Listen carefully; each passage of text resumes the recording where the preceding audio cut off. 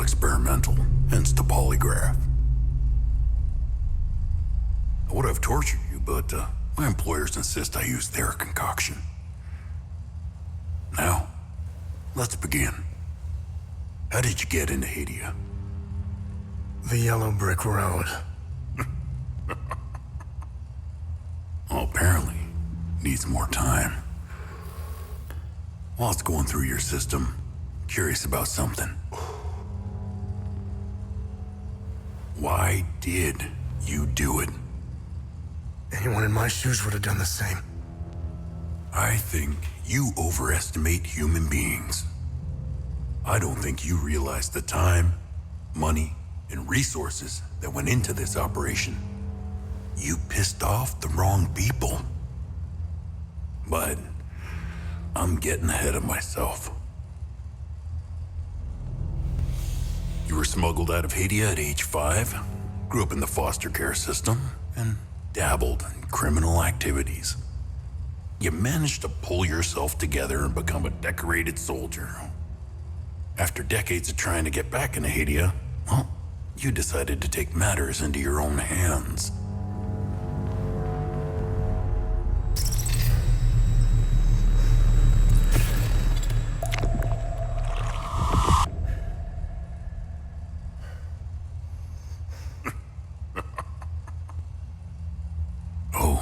It seems we are ready.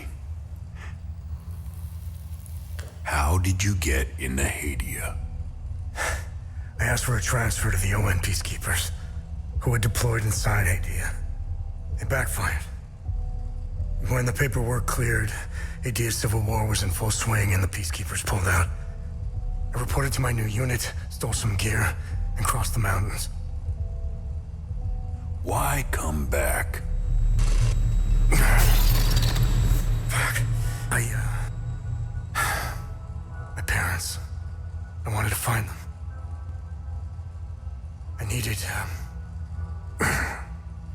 needed to confront them. How did you know your parents were still in Hadia? I didn't. My only memory was that my father was the blacksmith of a village of Jova. Getting into Hadia is just as hard as leaving. Tell me, who smuggled you out? My mother. What happened? She sat me down in the back of a truck, gave me her necklace, and shut the door. She didn't say anything? She told me, never come back.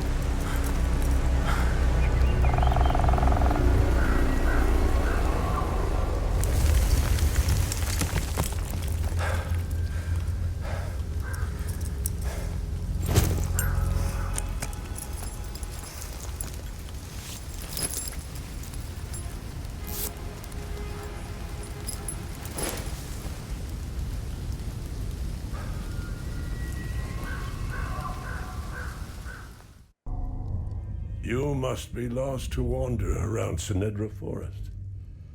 I'm afraid I have very little to offer. You're welcome to stay and catch your breath. Frankly, I could use the company. Who are you? The name's Ernest Caddell. My family has tilled the earth here for generations. When the Sabinian army dug in for the winter, they used our home as their headquarters. I wasn't here at the time, but my sons were. When I finally came back, the Sabinians were long gone. They left my sons' bodies in the forest. My only solace is knowing that my fourth son might still be alive. I hope he finds his way home, if he's out there somewhere.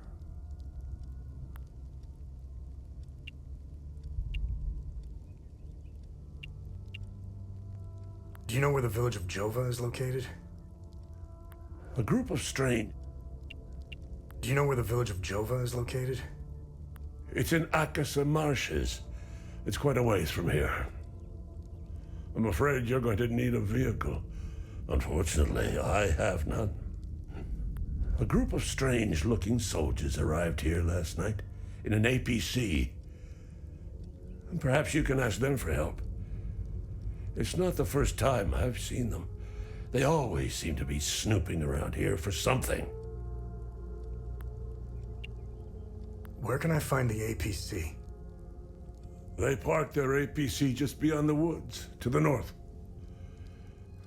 Once in the woods, follow the wind chimes. They will lead the way through. I hung them in the trees so my sons would stop getting lost when they were children. Setharus, bless their souls. The gate to enter the woods is locked. Here, take this key to unlock it.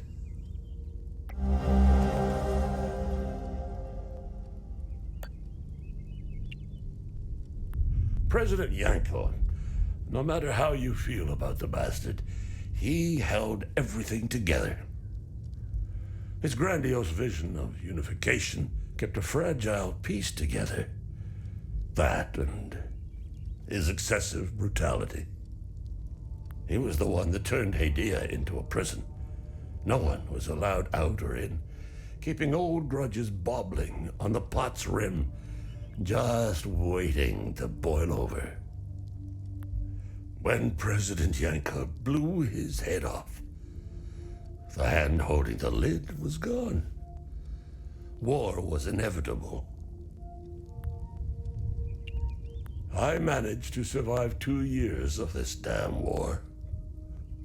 No parent should have to bury a child, let alone 3. I'm left to endure this torment. That's what we do. We carry on, no matter what. Despite all of it, I know we Palamists will win this war. We have Setharus on our side.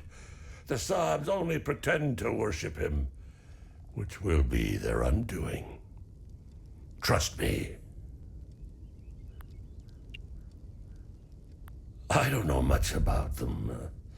All I know is that the peacekeepers came here to calm things down. The first and only time I saw them was when they were leaving the country. I was walking on the side of the road when a convoy of white trucks rolled by. I noticed one of the soldiers. He was the only one smiling. He looked like Arlo, one of my boys. He waved at me. Oddly, I found myself waving back. I think it was a lost cause to try and quell ancient hatreds. Sabs and Palamists have long memories. I think of that soldier from time to time. I hope he made it out of Hadia.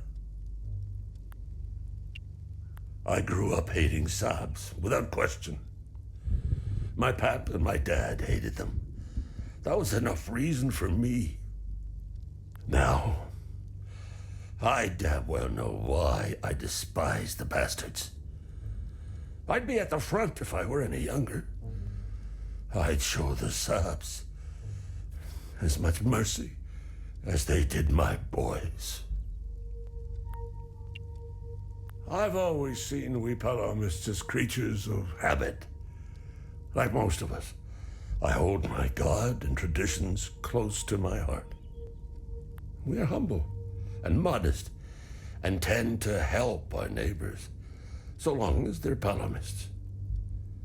We love gatherings, especially during the week of peace.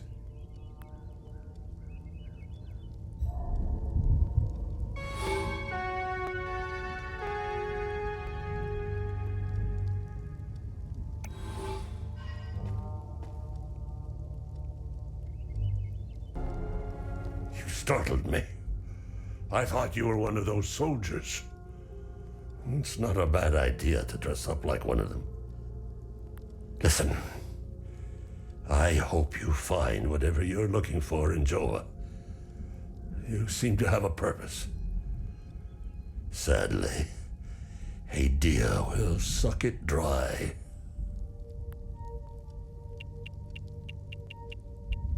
Antiar, the two-headed serpent, released his demons invoked by the sins and destructive passions of humankind. And our Lord Setherus gouged out his eye, gifting his followers with protection.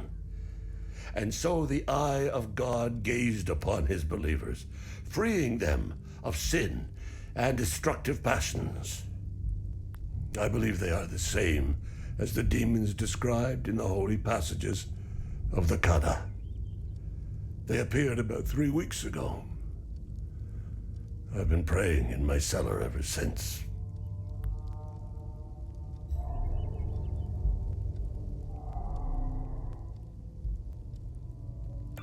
Thank you for bringing this watch back to me. It belonged to Otis, my eldest. My father gave it to me, and I gave it to Otis. I'll give it to Atticus if he ever comes home.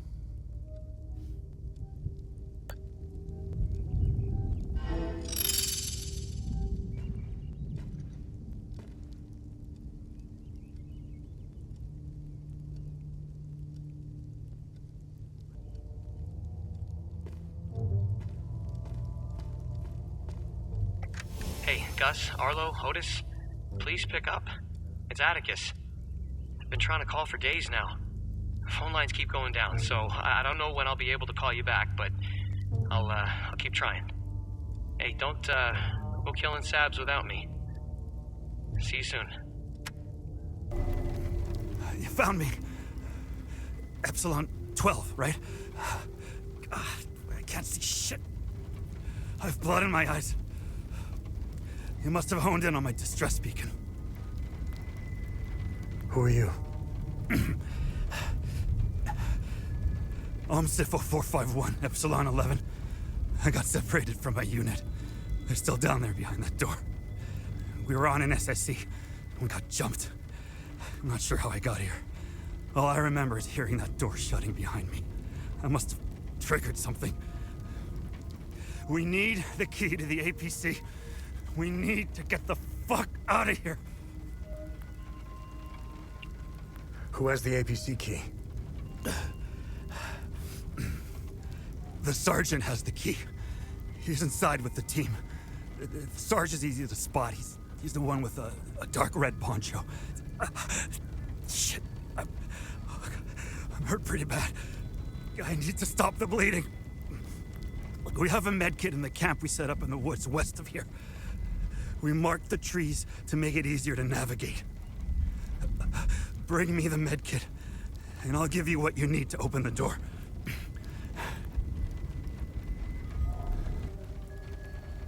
Oh, good. You got the medkit. Okay, see that ladder over there? Climb it to the top.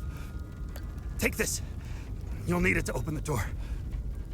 You'll figure it out.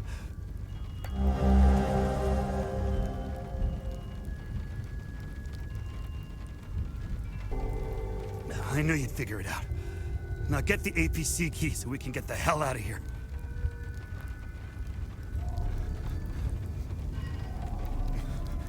I knew you'd figure it.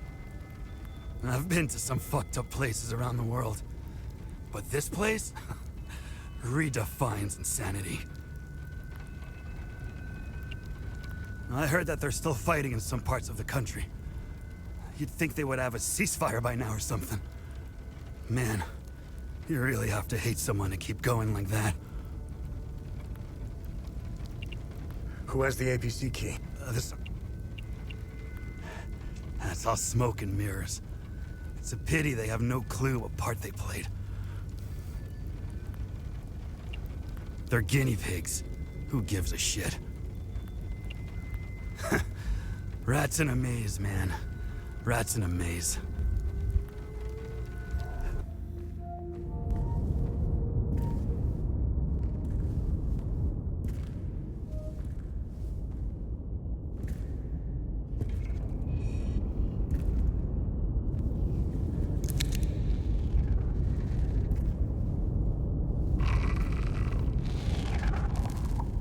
Hey, are you okay? Hey!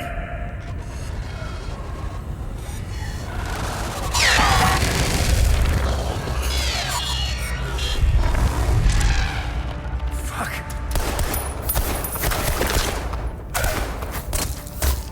What the fuck?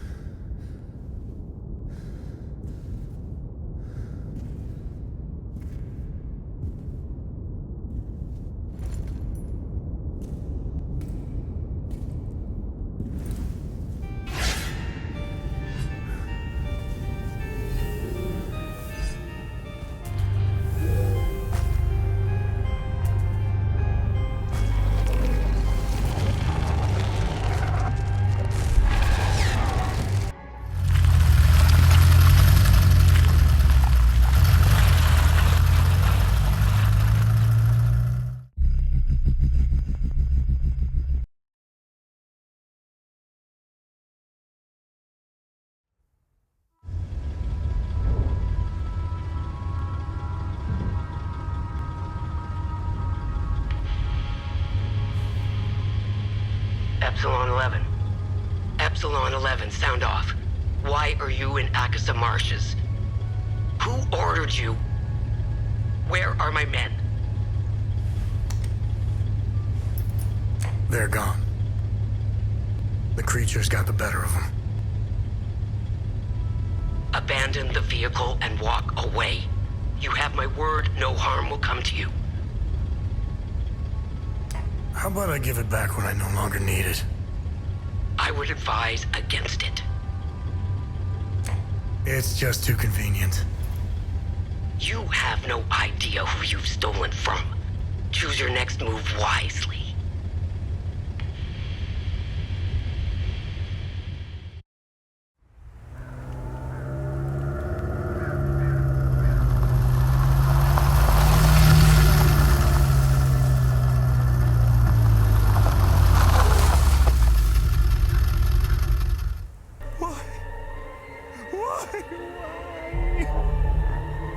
Why is this happening? Camille! Oh, my baby. Anna, my baby girl. We got separated during the evacuation in Tulsi. The screaming, panic, the smoke, pure chaos. I lost them in the crowd. I finally traced them back to Jova, but I'm too late. I'm too late. Oh, Camille, forgive me. I'm too late. Without one of their belongings, I can't even give them a proper Palamist burial. Oh, Camille's rosary. I can give them a proper burial with this. My family can now rest in Setherus' gaze. You have my everlasting thanks, stranger. I don't know how you managed to get here, and I don't care. I have my orders not to interfere with your operations. Just do me the same courtesy. That's all we need. A bunch of fucking outsiders roaming around our country. I strongly suggest you avoid my men. They have enough to worry about. Who are you? I'm Captain Vaas, 6th Battalion, 3rd Company of the Asterian Armed Forces. I'm in charge here. Jova is part of Asteria now, so everything here belongs to the Sabinian cause. I'll follow my orders for now, but there's a limit. The way I see it, you're not bulletproof, and you're alone. I think we understand each other.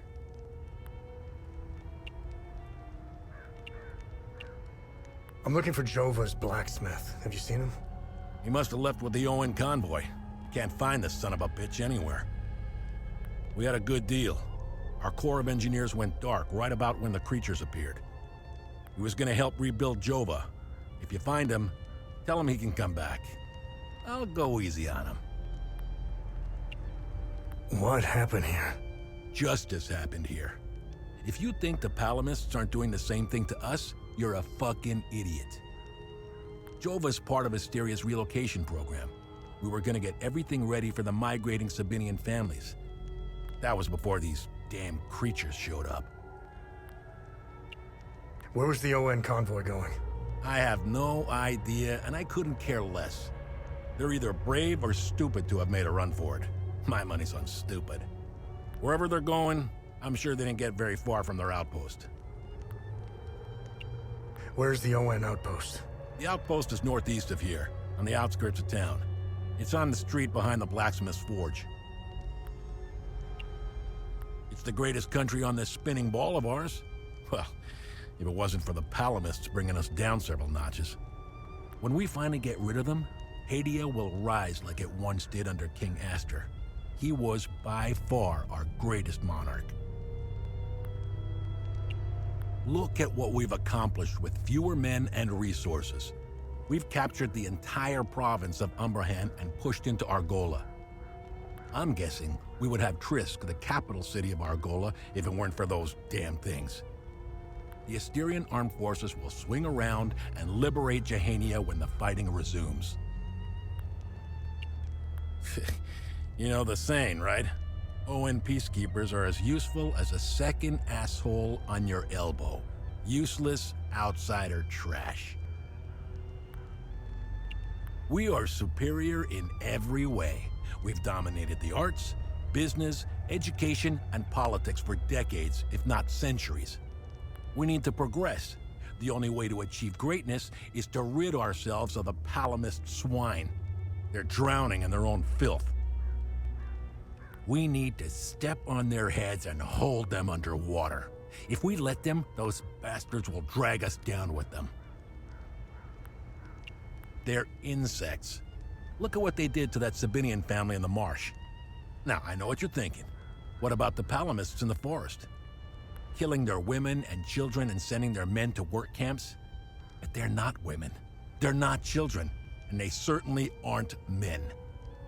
When you have a cockroach problem in your home, you don't negotiate with the vermin to leave. You exterminate them. I don't know what they are, but I do know they aren't interested in the town. If they were, I wouldn't be standing here.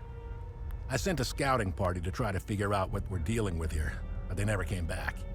I've been observing them for quite some time. They have no discernible pattern, rules, or hierarchy. In fact, the only thing they seem interested in is that strange dome-like mass in the marsh. My guess is they came out of it. I'd order a salvo on the damn thing, but I don't want to kick the hornet's nest.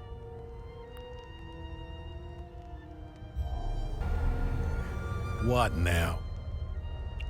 How are things? What do you think? We're surrounded by things we can't kill. My men's morale is lower than a palamist's belly. And to top it all off, I've got an idiot pestering me with stupid questions. His gaze be upon you, my son. You're not from here, are you? I know everyone around here, and yet there is a way about you that is familiar to me. Who are you? I am Abbot Jaffer, the spiritual leader of Patham Abbey. My life started here, and it seems it will end here. I don't know where you are from, but I'm afraid you've wandered into hell.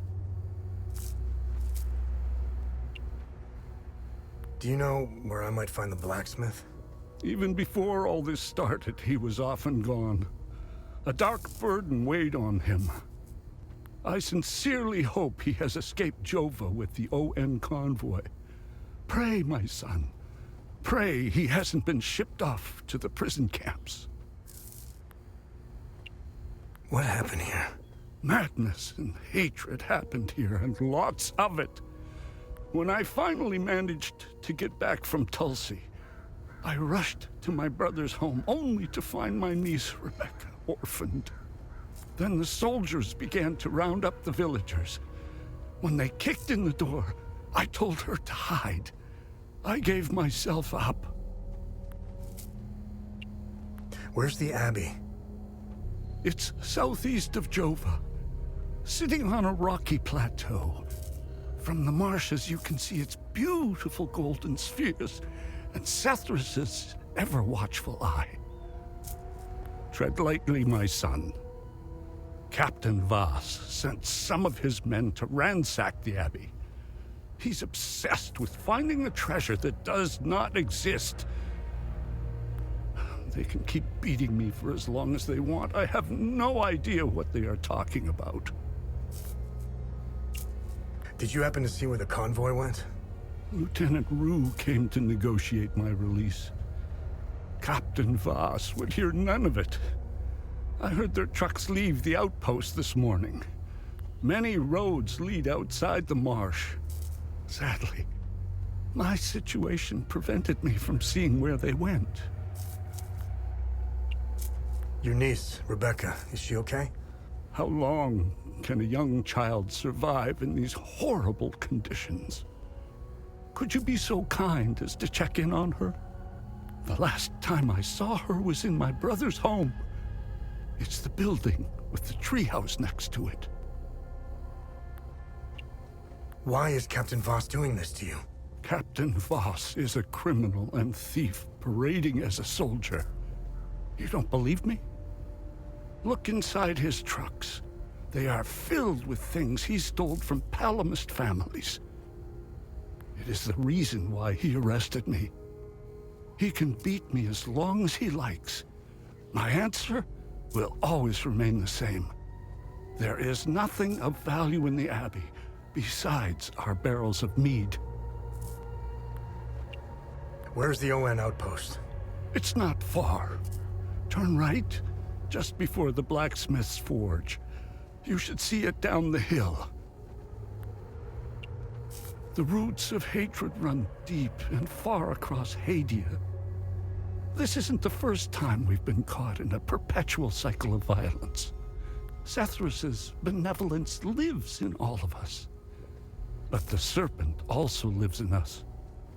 He does not dare show himself until the laws and customs have fallen. When that happens, you will quickly realize that the chains holding civilized men are weak. Steel yourself, my son. The serpent strikes, when we are at our most vulnerable.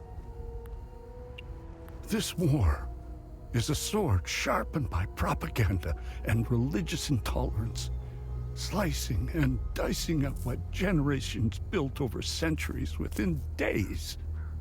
The exchange of cruel and violent acts and the lies perpetuated by the media all played their part.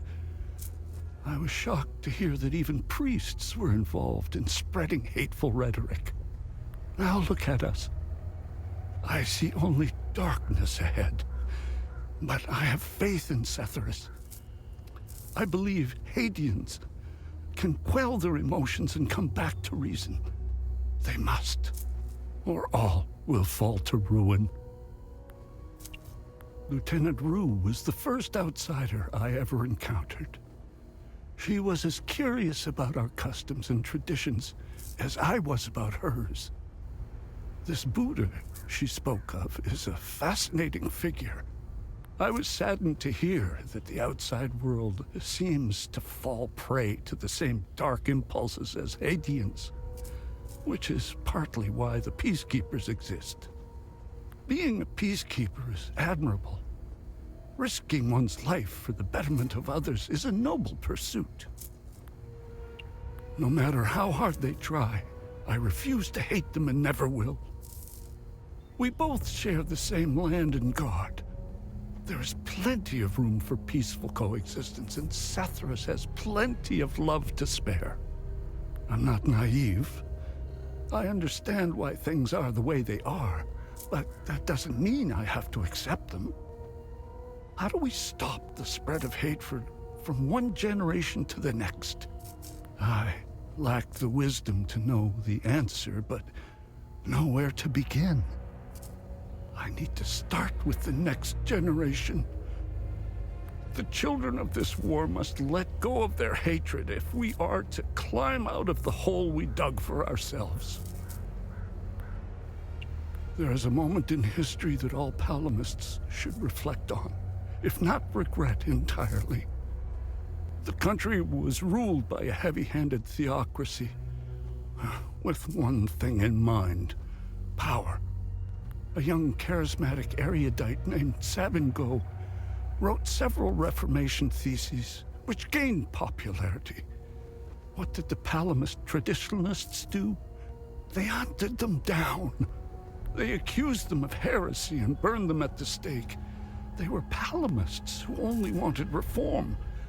Nothing is easier than listening and finding common ground. It is effortless compared to the alternative. That moment of hubris sent us on the path of endless wars.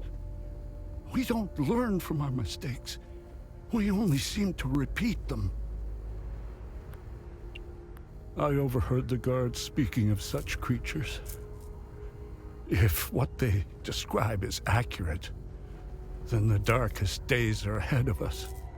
In specific passages, the Holy Kata speaks of TR's demons. Some of these passages relate to the curse of TR, brought on by the great sins of destructive emotions. These writings were meant to be interpreted as metaphors and stories, to teach and inform us. Could this be happening? May his eye protect us.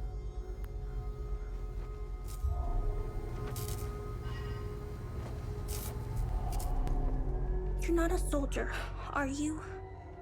Please don't tell anyone I'm here. Hey, who are you? I'm Rebecca. I've been hiding here since the attack on Jova.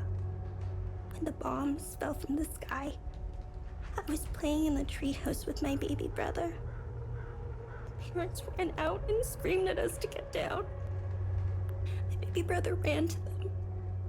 That's when the bomb exploded.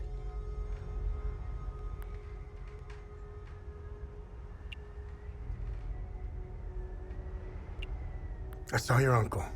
He's gonna be all right. Thanks, Setharus. Uncle Jaffer is like all the great saints in the stories he used to read to me. He told me about the great holy men who fought against the Sabinian sinners. Uncle Jaffer always gives so much to help others in need. Setharus would never let him die. He wouldn't. What happened here? The soldiers rounded up everyone. Uncle Jaffer told me to hide when they entered the house. They arrested him and they took him somewhere else.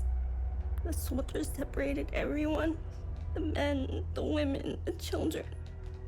People were screaming and crying when they were being forced into the buses. The soldiers didn't take everyone, though. The rest were brought into the forest across the marsh. Only the soldiers came back. So, I'm looking for the blacksmith. Do you know where he is? I don't know him very well. I think he doesn't like kids much. I saw some villagers leaving with the, ON peacekeepers on their white trucks. Maybe he went with them. Hey, did you see where the white trucks went? I watched the white trucks drive away. They took the road that turns behind the hill with the ancient monuments. We can see them from here. Miss Haley taught us about Hadia. She told us that the Sabinians were horrible people who always wanted to hurt us. And they gave us examples of what happened in our history. King Astor was a very mean man who wanted to eliminate all the Palamists. The Sabinians think he's a hero. It's true. Look at what they did to us in Jova. Miss Haley was right. They all hate us. I want this to end. I want my mom and dad to tell me everything will be okay. I want to play with my baby brother in the treehouse. I want to go to school. I want to play with my friends in the marsh. And I want to listen to Uncle Jaffer's sermons. I want things to go back to normal. I don't think they ever will. They were always nice to me. Sal wanted me to stay with them at their outpost, but I didn't want to. This is my home. She came to see me in secret and make sure I had food. This morning, she told me she was leaving. She wanted me to leave Jova with them. I told her I was staying for Uncle Jaffer. She gave me more food and said goodbye. I hate them. They killed my mom and dad. They killed my baby brother. He was only 5. Miss Haley was right about them. They're not people. They're all murderers. Everyone I know is gone. They're with Setharus now, in the higher place. Uncle Jaffer talks about it in his sermons. It's where we go when we die. It's a place that has no memories. You only feel happiness. It's where my mom and dad, baby brother are. They're demons. They're here because of the Sabinians. They're friends with the demons. They don't attack them. See? They're friends with them.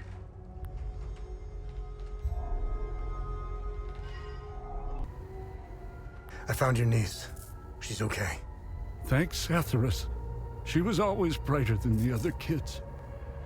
When we leave this place, and we will, I'll take her somewhere peaceful and quiet. Thanks for the help.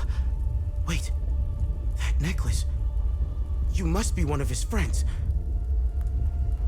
Who are you? I'm Victor Gaz. I left Jova to look for my mentor Vitalis. My ears are still ringing from that damn explosion. The trucks must have driven over a mine or something. I pulled Lieutenant Rue out just in time. We're the only survivors.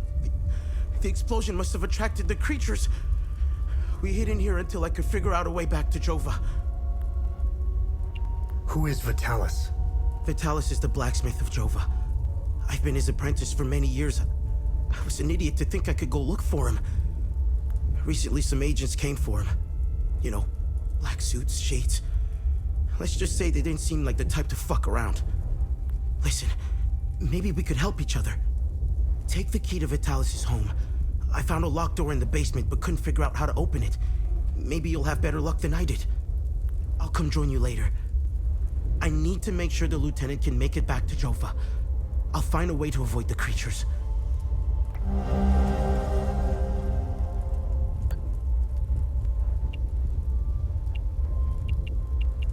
You know anything about this necklace? We can talk about the necklace when we get back to Jova. Do you know what these weapons are? Not here. We'll talk about it later when we get back to Jova. Where's Vitalis' home? The house is right in front of the forge in the northeastern part of Jova. You can't miss it. There's a blue swing in the tree next to the house.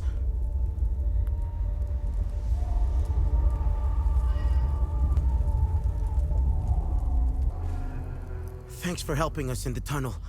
I left Lieutenant Rue at the outpost. I'll check in on her later. Any luck figuring out how to open the door in the basement? I looked everywhere for the code.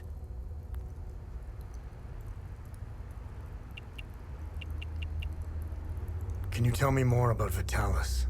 Vitalis was haunted by the past and anxious about the future. He was often away, sometimes for months at a time.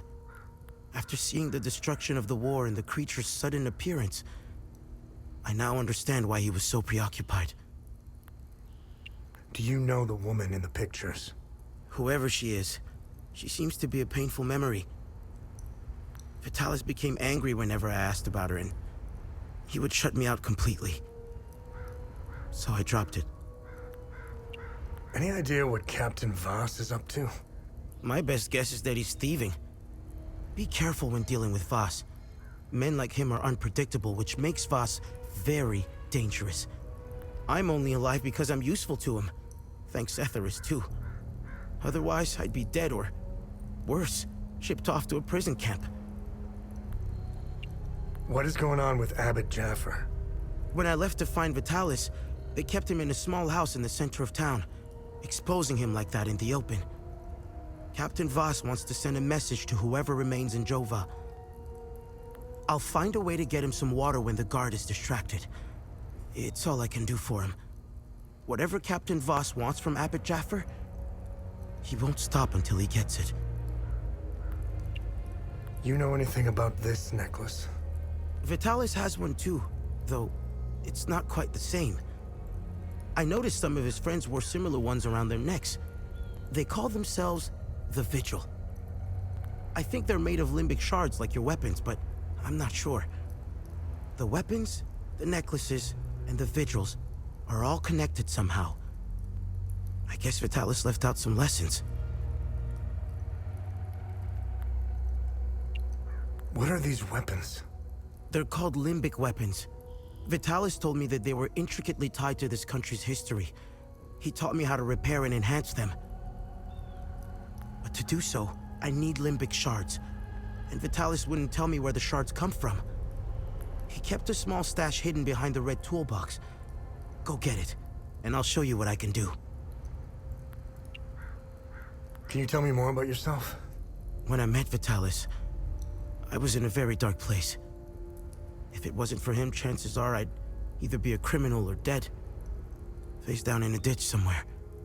But Vitalis saw something in me. He gave me focus, discipline, and skills. Skills that would one day serve a great purpose. What do you know about the Vigil? Vitalis told me about the Vigil, but not in detail. Before he left, he promised to explain everything upon his return. We've always been cut off from the rest of the world, even before Girion Yankel's dictatorship. Everyone acts surprised when Sabinians and Palamists rip each other apart. Isolation has terrible consequences on individuals. Imagine what it can do to an entire population. In fact, you don't have to. Look around. There are plenty of examples of such consequences. It's like Hadia is a science experiment gone awry, meant to teach the rest of the world a lesson. After witnessing and hearing of atrocities being committed all over Hadia, it only seems to fill my spirit with dark thoughts. One thought stands out from the rest, though. Whatever these creatures are, we deserve them. I have nothing but good to say about them. They're the first outsiders I ever met. They were very friendly to everyone and very helpful. Lieutenant Rue gave me a few odd jobs here and there. Her men taught me how to play football. I had a blast, as did some of the kids in Jova. They organized a small tournament, which helped us forget about the political tensions flaring up. I feel sorry for Lieutenant Rue, though. She lost all her men. They were all very close, especially with Rojo and Typhon. I should check in on her soon. My father was Sabinian. I'm a freak occurrence in Hadia. I belong to both worlds. I think the Sabinians got lost in their so-called progressiveness. They seem to have lost touch with their roots. If you go far enough into history, Sabinians were all Palamists at one time. I think it's important to know where you're from. It might humble some of the pride and temper reckless ambitions. Don't tell anyone, but my mom was a Palamist. I attended Mass and participated in some of the rituals. It made my mother happy. But I grew out of it. Now that I think about it, that's when my life took a turn for the worse. Vitalis helped me out of that hole I had dug for myself. However, I would be a liar if I said that my faith didn't play a big part in my recovery. I'm happy to say that I stand in his gaze again. And yes, I admit it. I pray to him at times, especially for Vitalis' safe return. Vitalis had a relapse a while back. I helped him through it. He let a few things slip out, though. It didn't make much sense then, but I started connecting the dots when I crossed the marsh. He spoke of these creatures. He said that they were coming. He called it the Calamity. He said they were the physical manifestation of malevolent human emotions, and war was their doorway into our world. I figured it was the alcohol talking. I sure as hell believe him now.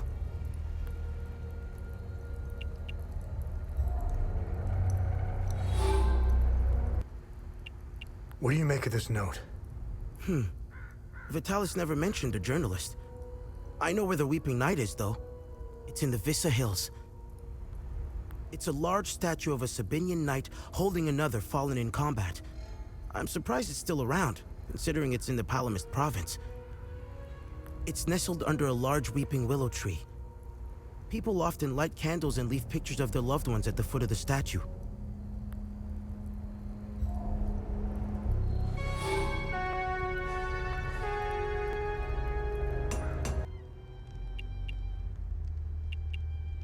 What's going on at the Abbey?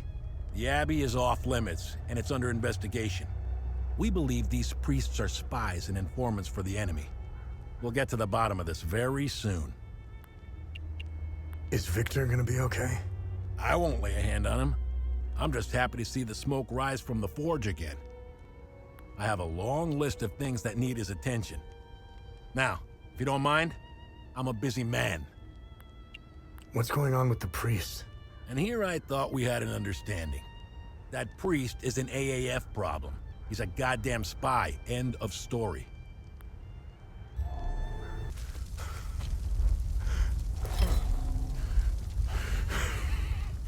Come to finish me off. You cowards. Who are you? I'd sooner die before I tell you anything. Wait. Your necklace. Show it to me.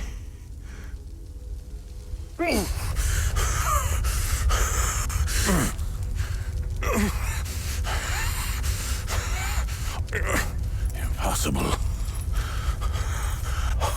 It's you. Please tell me you're not one of them. No. I just stole their gear. It's clever. Oh, there's so much to say. But the curtain falls on me, my son. My boy, stolen from me.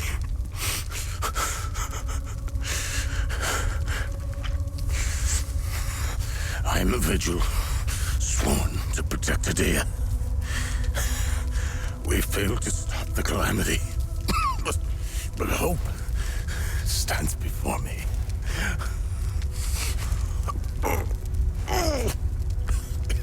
Take this. It's called the Keystone of Grief. Promise me. You must continue what we've begun to uncover. Find the journalist. Find Agatha. When you do, use the passcode Pentos. They won't trust you.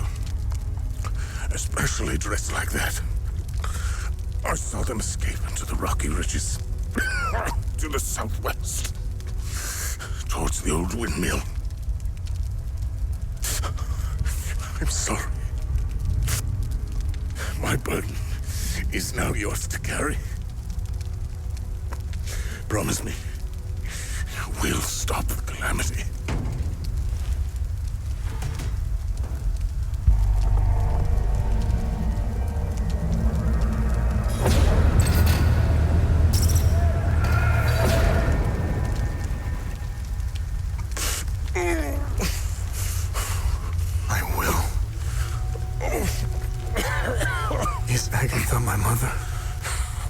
Your mother is dead.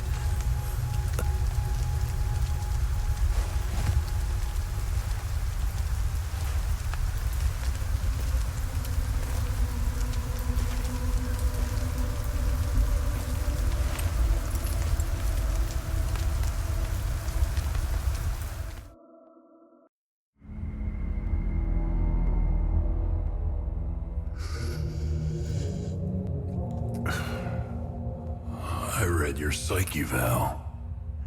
The military officially diagnosed you as being a high-functioning sociopath. I see why you were so successful. Out of curiosity, what's it like to barely feel anything? Practical. I never second guess. I have no regrets, no fear, no animosity. Even towards me? Even you.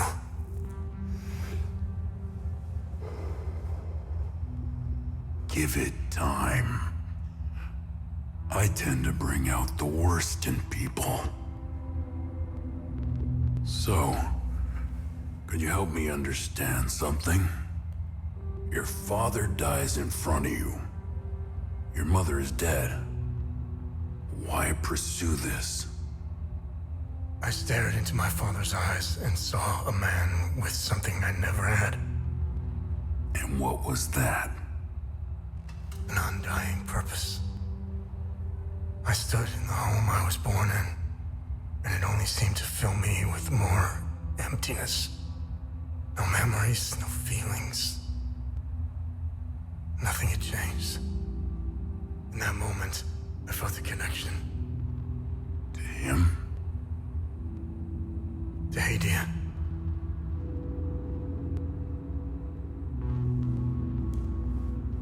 Interesting. So, where did you go from there? I'm a journalist. Article 79 of the Geneva Convention formally states that journalists are protected under international humanitarian law. Who are you? I'm Tania Alver. I'm an independent investigative journalist covering the Civil War. Vitalis told me the passcode is Pentos. What's your connection to him? Oh, so we're on the same team then. Vitalis is the source of my story. We met for the first time at the Weeping Knight statue. I don't know much about him. He was taking me to the Vigil headquarters when we got ambushed. It's somewhere in these rocky ridges. Are you the journalist mentioned in this note? Yes, I am. In my defense, you are dressed like the enemy. I was just covering my arse. What do you know about their headquarters? They call it the Watcher's Nest. You get there, Talis said we must follow the path with all the tombstones and obelisks just west of here. Talis described the entrance as a doorway etched into solid rock. He mentioned a windmill above it on the cliff. You need 2 keys to open the door. Talis gave me one during the ambush. Please, take it. Find Agatha. She has the other one.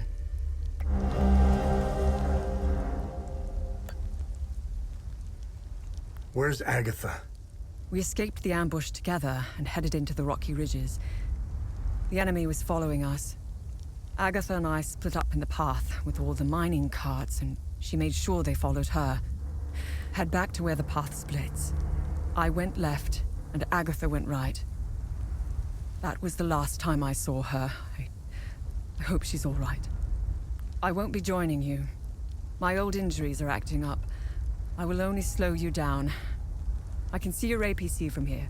I'll head there and wait for you. Did you find Agatha?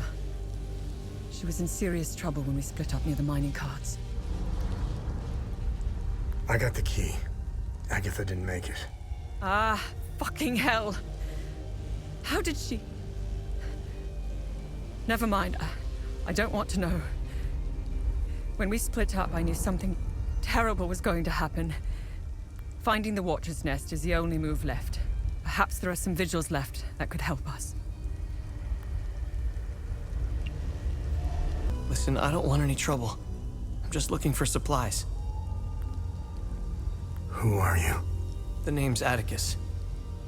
I escaped the Medini prison camp when the demons attacked. I should have died there. Looks like Setharus had other plans for me. I joined up with some refugees. We have a camp close by. The path to reach it is behind the giant stone serpent. Head north from here. You should find it. These people need me. They're in bad shape. I'm out here scrounging for supplies. Have you seen the destroyed ON vehicles on the road? They're northeast of the Weeping Knight statue. There's a truck that's still in good shape. If only I could find the keys and get it started, I could take these people to my father's farm in Sinedra.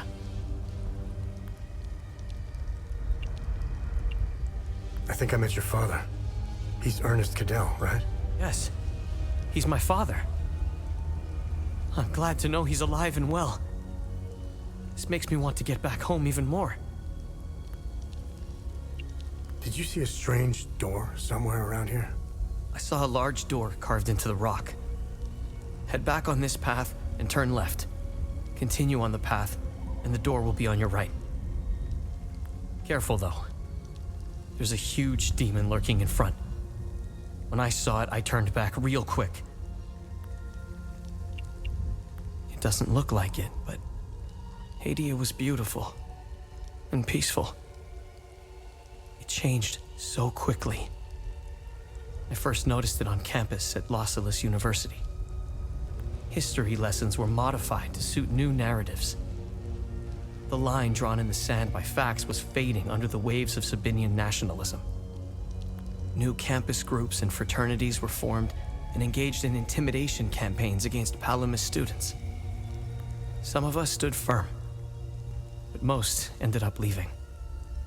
It was so hard for me. My parents had spent their hard-earned money to send me to university. I was the only one in the family who had been given this chance.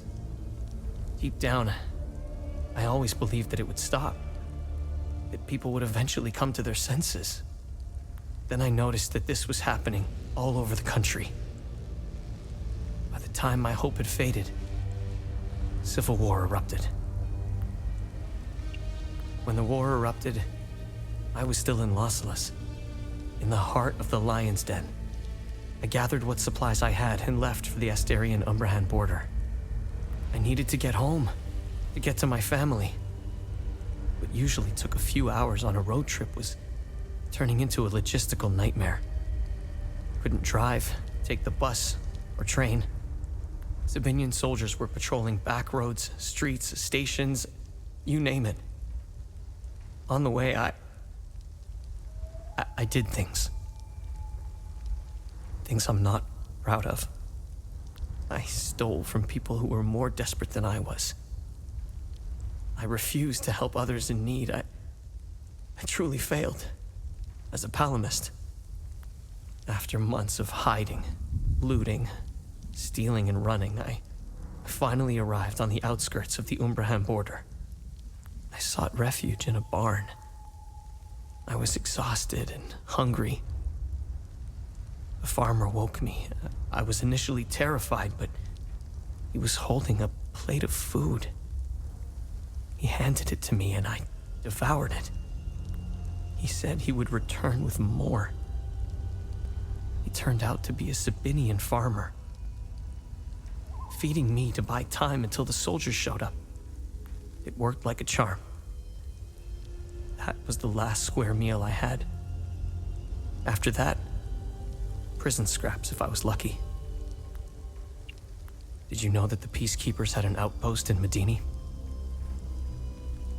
They stood by and watched Sabinian soldiers rape and murder palamists in droves. I'll tell you what they did care about. Their medical supplies and food. That's it. If they claim they never saw the Medini prison camp just outside of town, they could sure smell it. I guarantee you that. The stench of death filled the air for kilometers. They had the numbers and equipment to stop what was happening. They just stood there and watched. Let's just say, I don't hold them in high regard. Let me tell you about Sabinians. The guards at the Medini prison camp would sometimes open the camp gates to Sabinian civilians. They would enter the gates of hell to spend the night beating, killing, raping, or any other twisted pleasure they could imagine. These Sabinian civilians wanted to settle old scores. Do you know what their grievances were? A wealthy palamist who would refuse to give them a job. A farmer who wouldn't lend his tools. A man who had stolen a girlfriend. Petty disputes were settled with crimes against humanity. That's who you're dealing with. I despise them with every fiber of my being. They are my brothers and sisters. Our faith and tragedy bind us. We will overcome this. We must. Now, more than ever. May we all stand in our Lord's gaze. They are not our Lord's doing. He would never unleash such demons upon us, no matter how much we've sinned. This disaster is the work of TR, the great two-headed serpent. You want proof? If they were from Setharis, they would have only attacked the guards back in Medini. Once the strange anomalies appeared, the creatures materialized everywhere out of thin air. It was surreal. The Kata describes a place called the Himalara Fields.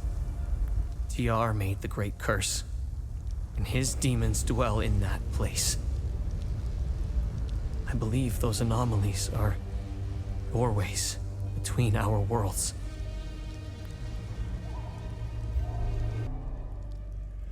Oh, it's you again. I'm glad to see you're still with us.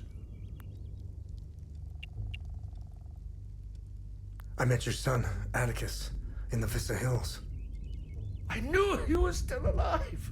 I knew it! Oh, thank Setharis. I hope he finds his way back home. What do you know about the tower? If I were you, I would avoid that place. I forbade my sons to even go near it. The tower is haunted and cursed. I know it sounds silly, but it happens to be true. How are you holding up? It's been quiet here. I've even dared to step outside for a few hours. It felt good to breathe the air of the forest again. I picked some fresh flowers. They now adorn my sons' graves.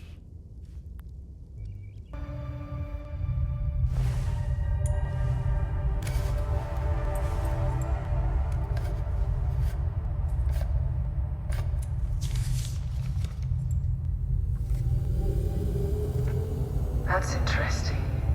Tania? I made it back to your APC and figured out how to access your drone's controls. Oh, great. Bring back that scroll you just picked up. I found something in the APC that can help us. Funny. I've never seen you before. No matter. I can see your credentials hanging from your neck. Welcome to the Watcher's Nest. Who are you? My name is Gildas Brom. I am the oldest member of the Vigil. Ever since I lost the use of my legs, I've been the caretaker of relics and other useful items. We have accumulated quite a collection. These items are precious and will undoubtedly help you fight the creatures.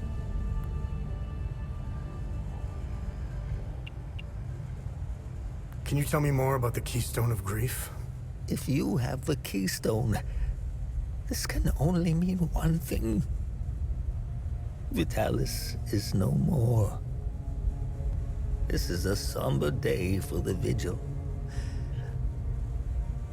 He was the best of us. Unfortunately, there is no time to mourn him. I will honor his memory later. As for the artifact, we only have theories, some of which you can find in notes and journals strewn across the tables and desks. The Keystone of Grief was found in the Umal Caves, leading us to the Watcher's Nest. Whatever the Keystone is, I believe some answers can be found in Pentos's coffin. If only we can figure out a way to open the damn thing. This was in Pentos's coffin. What do you make of it? This is what you found. That isn't very reassuring. More riddles. The scroll must be the key to solving the enigma. I recognize the old Hadean language. It died out centuries ago. It would be best to find someone who can translate it. What are other duties a Vigil must perform? I'm sure you are aware that nothing is free in this world. As a Vigil, you swore an oath to prevent the calamity and protect the people of Hadia. By performing good deeds for Hadeans, you can acquire some relics and items. You may have noticed that the creature, despite being slain, returns after a certain time. That's because you haven't shut down their time loop. You need to kill the Guardians first, and only then can you enter the time loop to shut it down. We must shut down all the time loops. I know, it seems like an impossible task given the brutality of the Civil War. Take this. It will help you detect the Guardians that are protecting each time loop.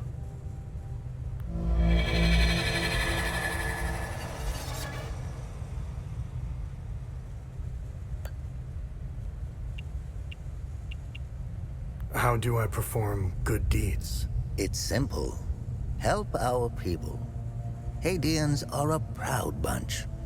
They won't ask for your help directly, so pay attention to what they say. The more you help our fellow Hadeans, the more relics and items you can acquire. Now, you're asking yourself, how can this old kook know if I'm helping people? Oh, I can tell. It's in your eyes, boy. The eyes have much to say if one knows how to look. Whenever you accomplish a good deed, come back and talk to me to claim your reward. Have I helped enough Hadeans? Good. I'm glad you went out of your way for Hadia.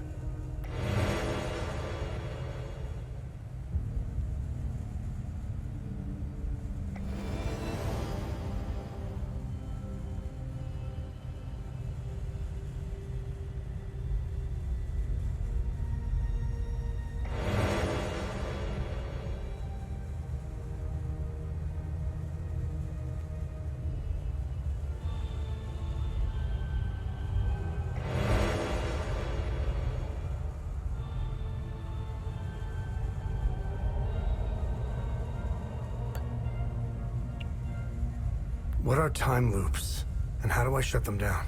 They ensnare moments in time, events charged with extreme violence, and curse those trapped inside to relive the moment over and over again. Now, how to shut it down? Once inside, you must bring an Ammon prism to the center of the time loop. The center is deadly to humans, so the Fold Guards trained owls to carry the Ammon prism. Ammon prisms are extremely rare. This is the only one I have left. Please take it. Perhaps your flying gadget can carry it to the center for you. Remember, when you close a time loop, come back and see me to claim your reward. There must be thousands. Roll up your sleeves. You have a lot of work ahead of you.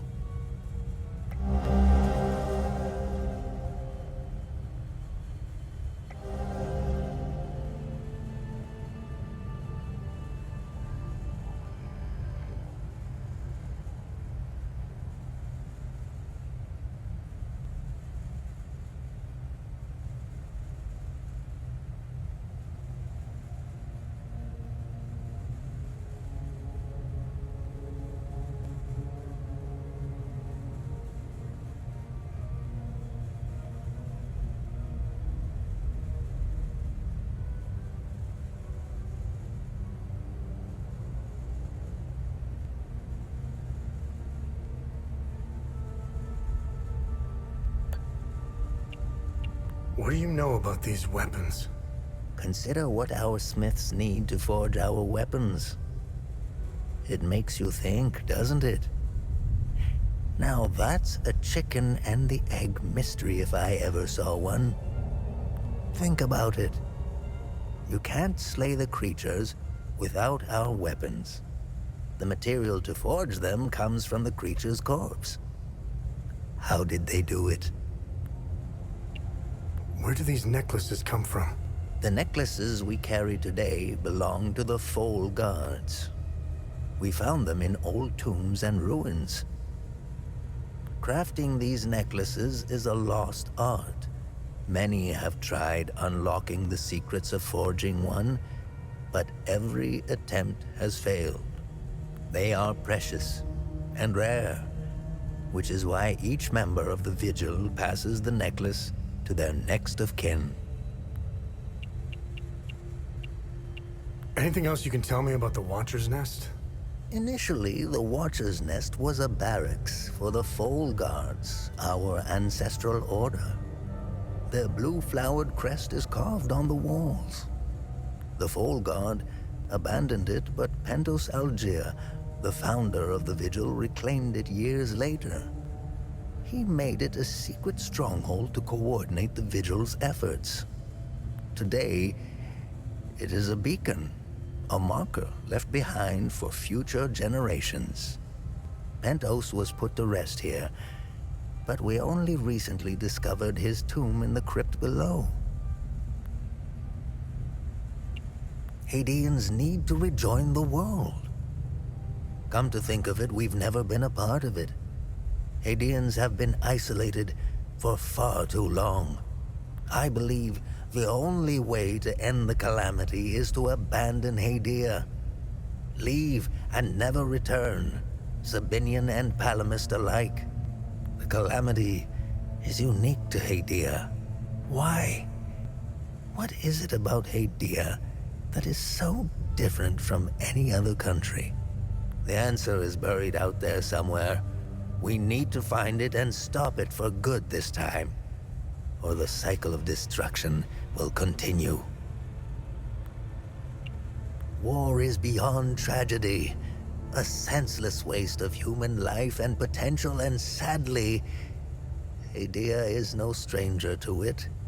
We haven't seen a conflict in over 1,000 years. In fact, we haven't seen a war this brutal before. Modern guns, mixed with hatred passed on from one generation to the next, are bound for terrible consequences. This is why the Vigil doubled its efforts when war loomed on the horizon, and also why the Vigil is being hunted. When desperate, we tend to make mistakes and expose ourselves. I'll never ascribe to the theory that the Vigil has a traitor within its ranks. Never. I don't know much about the Peacekeepers.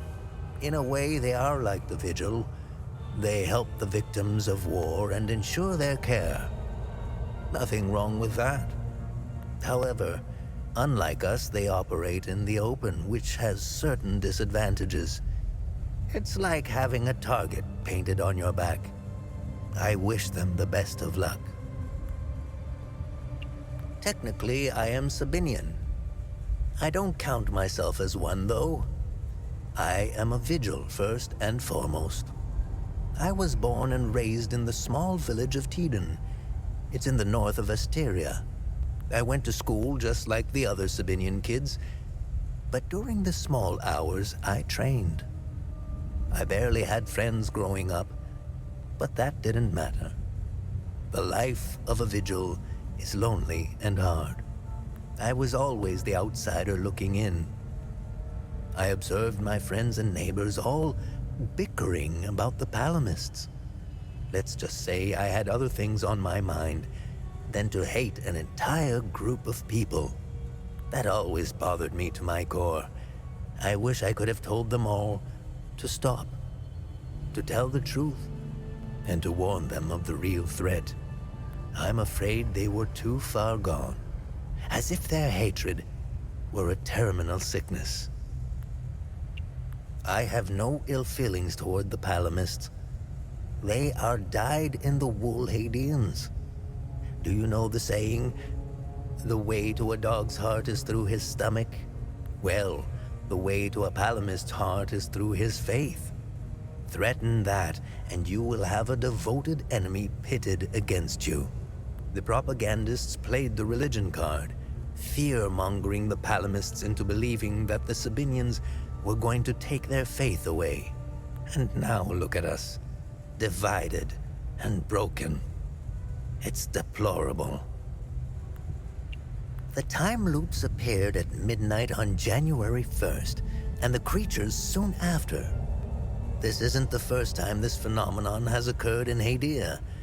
You would think we would all be experts by now, but we're piecing together some lost history. Somehow this vital information has slipped through the cracks. We are uncertain if January 1st at midnight is genuinely part of the cycle. Is it consistent or random? We are plagued by many of these questions. With our lack of answers, we could do little to prevent the calamity. Only brace for it. Now that it is upon us, only one question remains. Who or what is creating the time loops?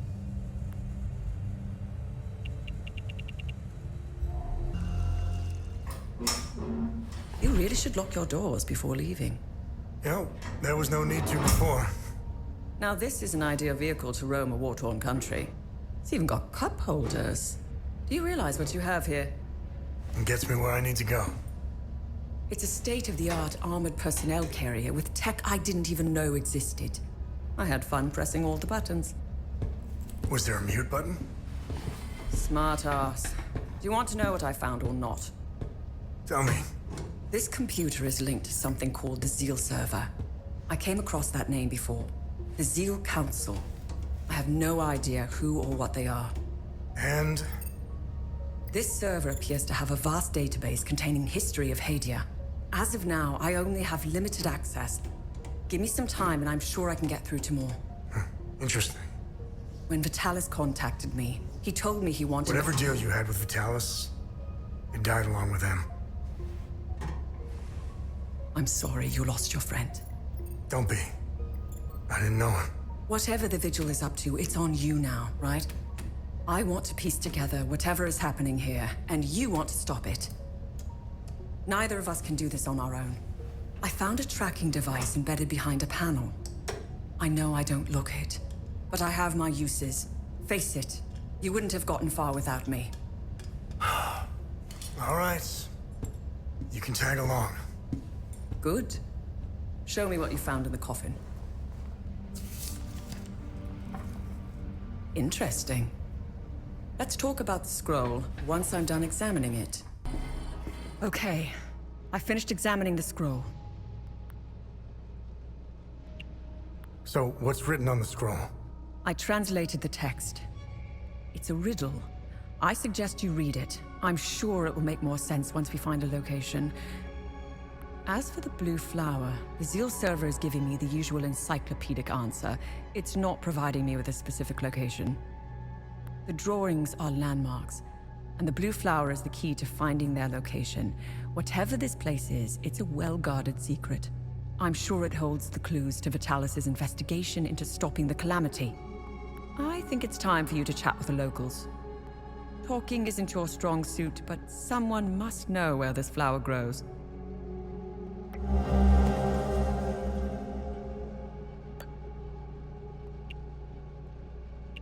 What should I do now? Someone must know where this blue flower grows. It might be best if you talk to the locals. Why are you in Hadia? If someone were to say I was obsessed with Hadia, it would be the understatement of the year. I've always wanted to see it with my own eye. Something has been happening here for a very long time. There is a dark secret, and the world hasn't been told. My obsession with Hadia started when I was a little girl. My father, a well-respected ambassador at the time, had successfully negotiated a visit to Hadia. When he returned, he told me about the time he spent here. He told me about their customs, unique religion, strange architecture and culture, which were unlike anything he had seen. Hadia had been completely closed off from the rest of the world for centuries. I was hooked. When I became a journalist, I wanted the scoop on this place. I almost got an exclusive interview with the dictator, Garion Yankel. I've covered countless conflicts, gone after the powerful, exposed corruption. Now that I'm actually in Hadia, I have to admit, I think I finally bit off more than I can chew. While crossing Hadia, Agatha and I got stopped at a checkpoint. While waiting for our paperwork to clear, I conversed with one of the Palamist officers. Once the small talk was over, he told me about what he had done in the village not too far from where we were. He was explaining to me, in striking detail, all the atrocities he had committed that morning. I don't know why he was telling me all of this. Did he want to impress me, scare me, or confess to his crimes? All of the above? Horrifying as his anecdotes were. What terrifies me the most was that this monster was as normal as they came. He was a husband, a father of 2, and a school teacher. If he was capable of committing such atrocities, we all are. It's a great idea that's poorly executed. I think they get a bad rap, even though I've seen them do plenty of good. Peacekeepers have an impossible job. Each time they intervene, they've been set up to fail. And Hadia is no different. No, they are akin to the Protestants back home. At first glance, they bear historical resemblances. They sought a less restrictive faith and crafted one essentially retaining the core of Palam's teachings. I'm not one to oversimplify, but there it is.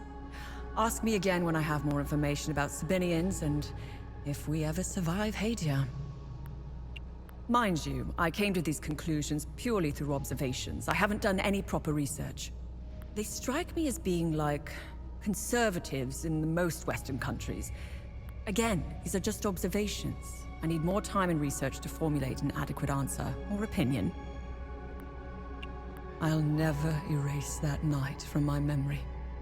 The moment I laid eyes on them, I became unhinged. Agatha had to steady me. She was as shocked as I was. She handled it a lot better than I did. When I finally regained my composure, I gazed into Agatha's eyes. In those few seconds, Everything she had been taught since childhood was validated. It was all real. I'm at a loss for what to make of them. I bombarded Agatha with questions, but she knew little. She said that this wasn't the first time they had invaded Hadia. My instincts are screaming that there is a conspiracy at work here. Someone is orchestrating this, and I will blow it wide open.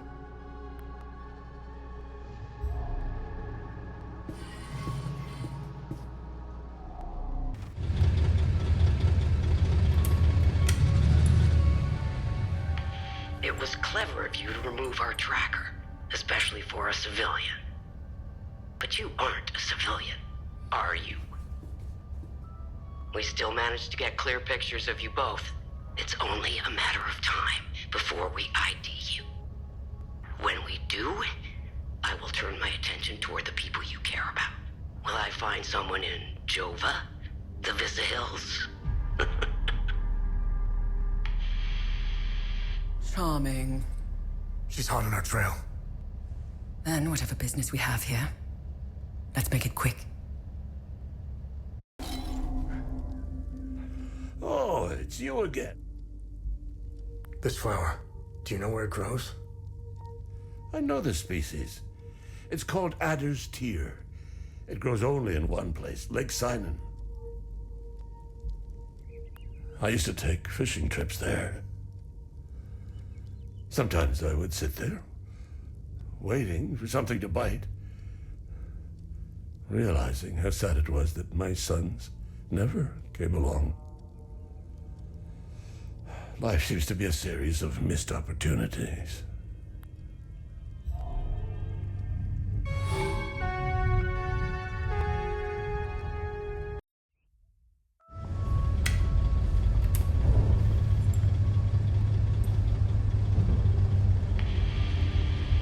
We now know one of you.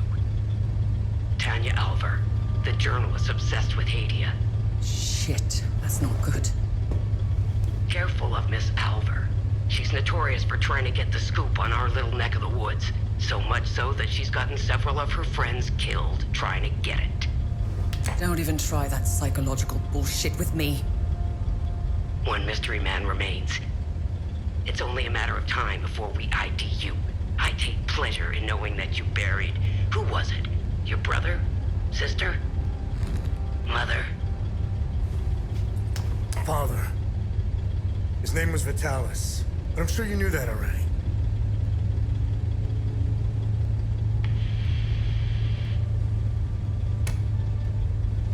Why didn't you tell me he was your father? You didn't ask. And here I thought you knew nothing. I have 1,000 questions. Okay, pump the brakes. I was born here, but I grew up on the outside. Spent years trying to get in. Why did you come back? Like you, I had 1,000 questions.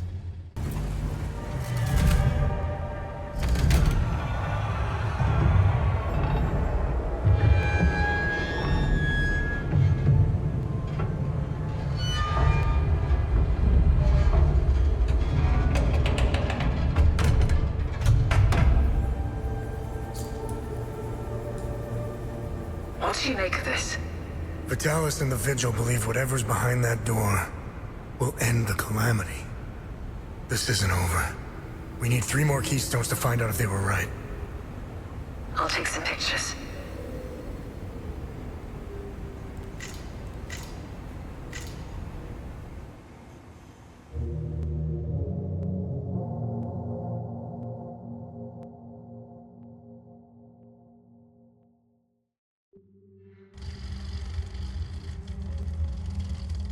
We didn't bother looking for the first forge, which was an oversight. I'll make sure they send a recovery team. We analyzed your weapons. They are far superior to our own. Your friend Victor has been very cooperative. He knows nothing. Let him go. We hardly touched the boy. He was wasn't that hard to crack open. You and Miss Alver, on the other hand, have a much harder shell. You didn't know. Our operatives caught up with Miss Alver. She couldn't quite handle the drug and fell into a coma. It's an unfortunate side effect. Torturing a kid and a woman. Congratulations, you're assholes. Funny. I thought sociopaths didn't care about anyone. Oh, fuck you. You accessed some very restricted files on the Zeal server. Who was helping you? Who granted you clearance? I'm getting to that. Fair enough. So you found a door with a strange mechanism. What happened next?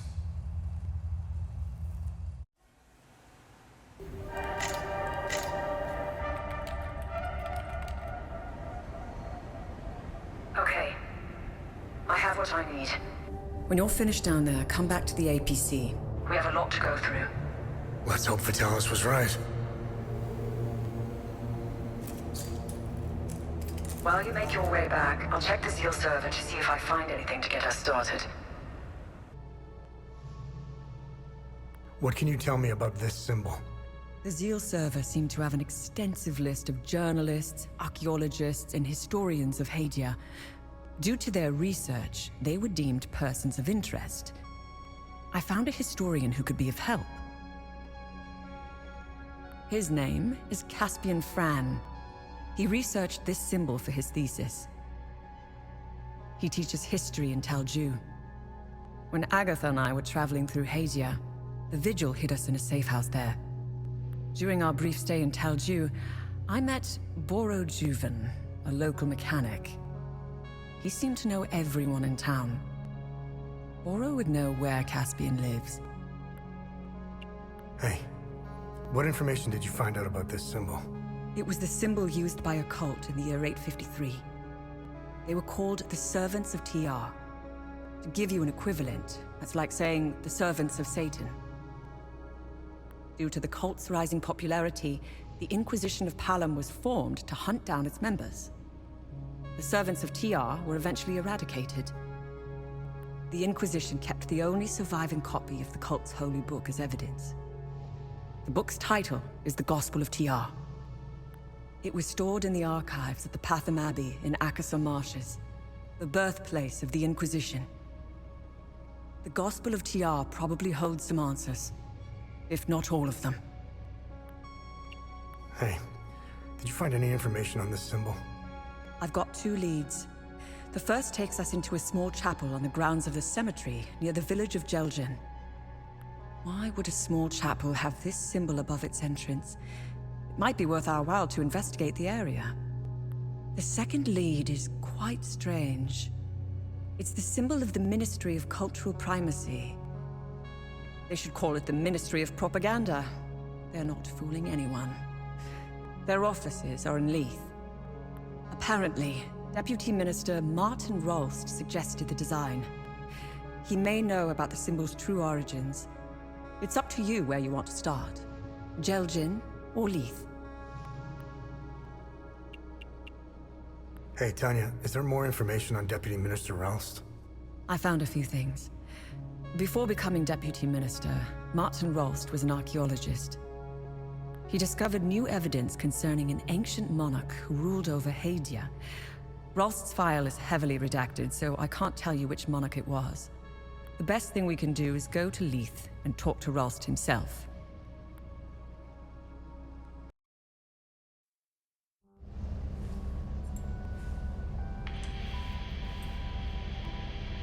I am no longer your enemy. Why the sudden change of heart? Some new information has come to light, and as a consequence, it has dramatically changed my perspective. I can smell the bullshit from here. As a show of good faith, I'm sending you a code. You will be able to access more information on the Zeal server. That is all I can do for now. I will contact you again as soon as I can.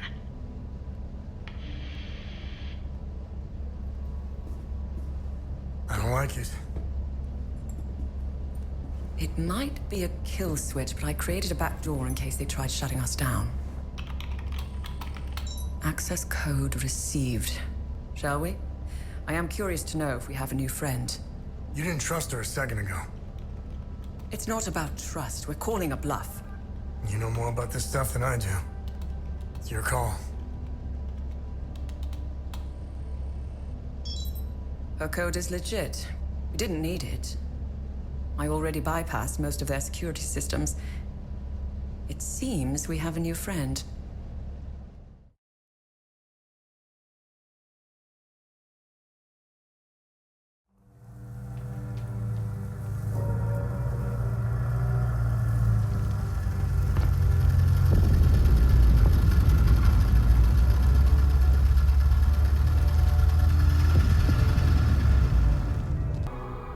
Please, help me get out of here.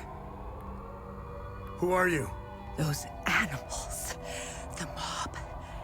They murdered my colleagues. My friends. They beat my boss and hanged him in his office. I'm the one who called the peacekeepers. They did what they could under the circumstances. The guy standing behind that door locked me in here. He said I was dessert. Please, I'm scared. The creature. I could escape if only that thing wasn't lurking in the hallway. Please, get me out of here. What can you tell me about this symbol? Help me, and I'll tell you whatever I know about the symbol. Do you know Martin Rolst? Martin was my boss. Just get me out of here, and I'll tell you whatever you want to know about him. Thank you for saving me. Only Setharus knows what that animal would have done to me. I'm getting out of here as soon as I can. Who are you? My name is Maeve Tristana.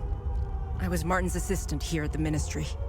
I was working for him, even back when he was an archaeologist. Things were much simpler back then. Everything changed when Martin became the fucking deputy minister.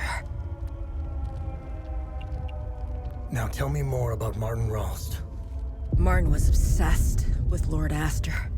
He decorated this floor with several of his portraits. Martin always found it strange that he could only find shallow information on such an important historical figure. I'm pretty sure you didn't risk coming here to gab about Martin, and even less about Lord Astor. However, you need to brush up on your knowledge of Lord Astor if you want to access Martin's computer. Perhaps it has what you're looking for. Martin had a bad memory and kept reminders of his passwords and codes. They must be around here somewhere. What can you tell me about this symbol? When the Ministry of Cultural Primacy was created, Martin proposed this symbol as its official emblem. In fact, Martin's obsession with Lord Astor began with that symbol. It concerned a vital discovery he made during one of his digs. Martin believed this symbol would shed light on Lord Astor and his secrets. I have no clue what the symbol means or where it's from. Martin stored all his significant findings of Lord Astor in his safe. I don't know why, but each time Martin opened his safe, he said, "If only history moved backwards." I hope that helps. Hadia was divided into two distinct groups, the Palamists and the Sabinians. Our country's still divided, but the groups have drastically changed into the persecuted and the persecutors. Palamist or Sabinian, it doesn't matter anymore. Look at what happened here. Sabinians are now killing their own. Funny how Palamist snipers didn't fire a single shot. I guess they were too busy enjoying the show. We're gonna destroy ourselves, and I can't help but feel partially responsible. The Ministry of Cultural Primacy quickly took control of the media. We knew the media would play a critical role in swaying the Sabinians into a conflict. We created an environment that made war possible. We attacked civic principles, fueled the fear of ethnic retribution, dehumanized the other side, and engineered consent. I didn't come up with these plans. However, I did pass out memos. Mailed letters, took notes, and scheduled the meetings. I went along with it. could have quit and walked away, but I didn't. You know when you lie so much that you forget the truth. I believed the lies we were perpetuating. Sadly, I wasn't the only one. I have to say, I was surprised. They actually showed up when I called them for help. The peacekeepers have been more interested in keeping the airport running than safeguarding civilians. Anyway, there was little they could do. The mob, there were just too many of them. They didn't save me. You did. I thought the Sabinians were supposed to be on the same side. Losing my colleagues in such a vicious manner fills me with grief. But a part of me feels relief. They no longer have to endure this hell. The Palamist forces have besieged Leith for months, but it feels like it's been years. Time tends to slow down when you're in hell. They shell their beautiful city to rubble. They've destroyed most of our infrastructure to the point where getting food and medical supplies is next to impossible. Their snipers have made walking in the streets a perverse game of survival. Palamists are monsters. There is nothing human about them. I couldn't even look at one at first. The way they move, their sounds and screams, and their primal ferocity. They terrified me. But then I realized something. They weren't after us. They weren't hunting us down unless provoked. I began to observe them from behind the safety of a third-story window. I was still afraid, but then I found myself pitying them. They're in pain. They're twisted, warped, and mindlessly roaming our streets. They search and want nothing. Aimless and empty like the holes in their bodies. I'll tell you what they don't do. They don't randomly shoot people in the streets. They don't fill mass graves with the innocent. They don't rape women. They don't enslave children. Who's the real monster? Welcome back. Do you know where Abbot Jaffer is? Do you know where Abbot... Captain Vaas and a few of his soldiers took... Do you know where Abbot Jaffer is? Captain Vaas and a few of his soldiers took Abbot Jaffer away. I overheard them saying that they were taking him to the Patham Abbey. Where is the Abbey? The Patham Abbey is southeast of Jova. It's across the marsh nestled atop a rocky plateau.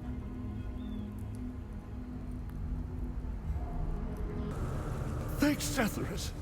You found me, my son. Are you okay? I'm unscathed.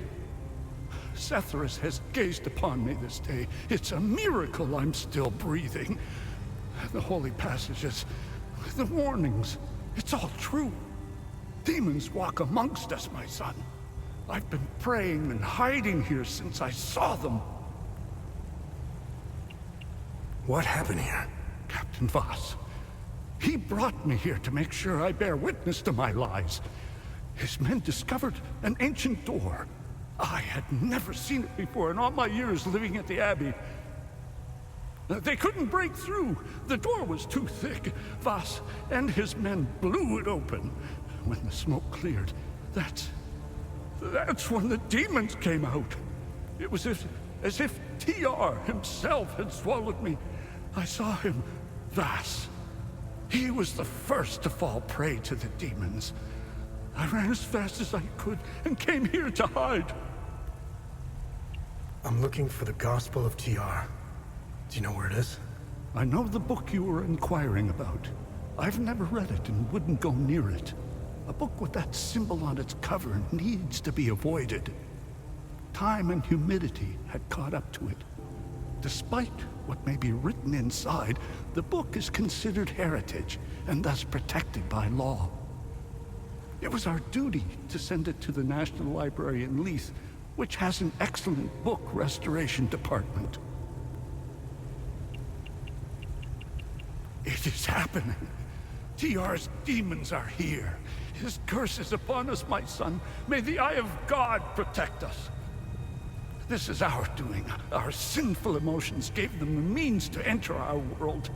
TR will wrap his coils around Hadia, keeping us trapped here like rats. We must stop the spread of destructive emotions, but I scarcely know where to begin.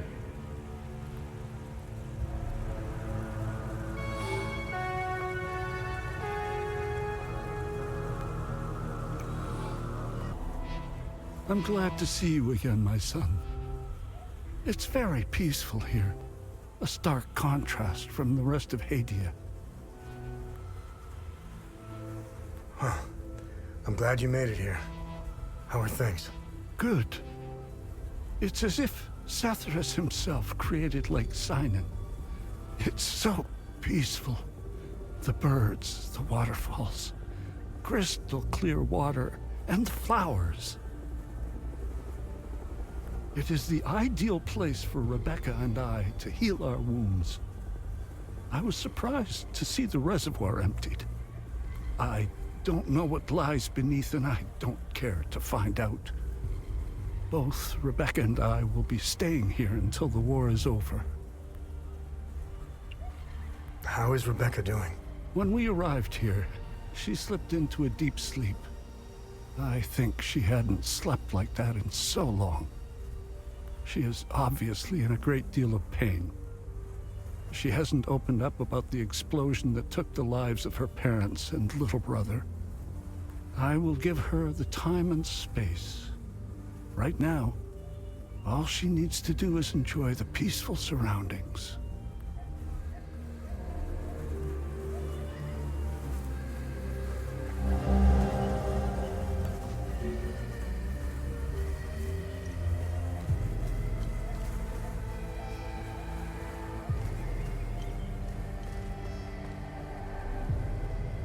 Finally made it here. Lake Sinan is way more beautiful than I remembered. Are you gonna be okay? Yeah. I think about them a lot. Especially my baby brother. Miss them. I have less nightmares here, though.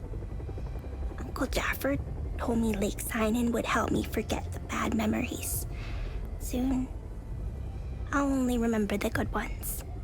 Like when my brother and I used to play games in the treehouse. Is your uncle gonna be okay? I think so. We pray to Satharas a lot. Uncle Jaffer likes to do that. He's always happier afterward. And it makes me happy too. I wish that Satharas could stop all the bad stuff from happening. But, Uncle Jaffer says it doesn't work like that. He said we need to take responsibility for our actions. Satharas, help us all. Who are you? I'm Iblis. I worked here. Yes. I'm a file clerk.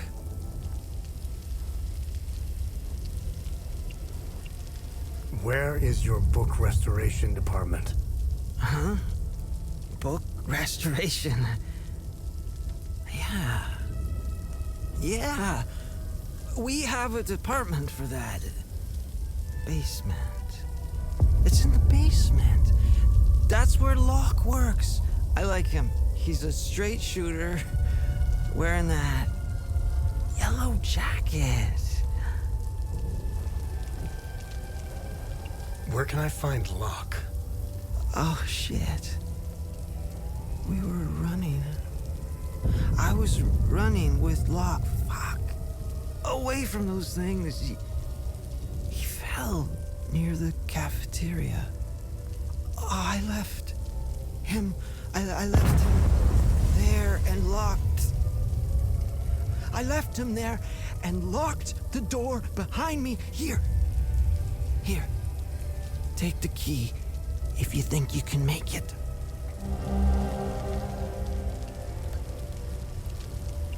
The pamphlet said, come. Wait, no, that's it.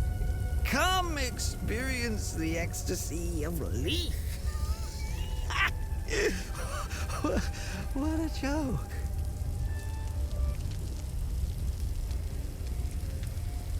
Whoever came up with that slogan should get fired. Enjoy our nightlife, our restaurants, our theaters, and our culture, it said. Yes, the fabulous Jahanian culture. Look at that culture now. Killing and raping their Palamis neighbors. People they've known all their lives. One day, they just got out of bed, broke into their homes as they slept, and chopped their neighbors' heads off. Preferably in front of their family, because, you know, they have to keep things classy. And then slip back into bed as if nothing had happened. That was the new normal. The next day, they felt all satisfied and shit. They would choose a new neighbor, and the cycle would continue. The new Leafian culture. And people wonder why I take this shit.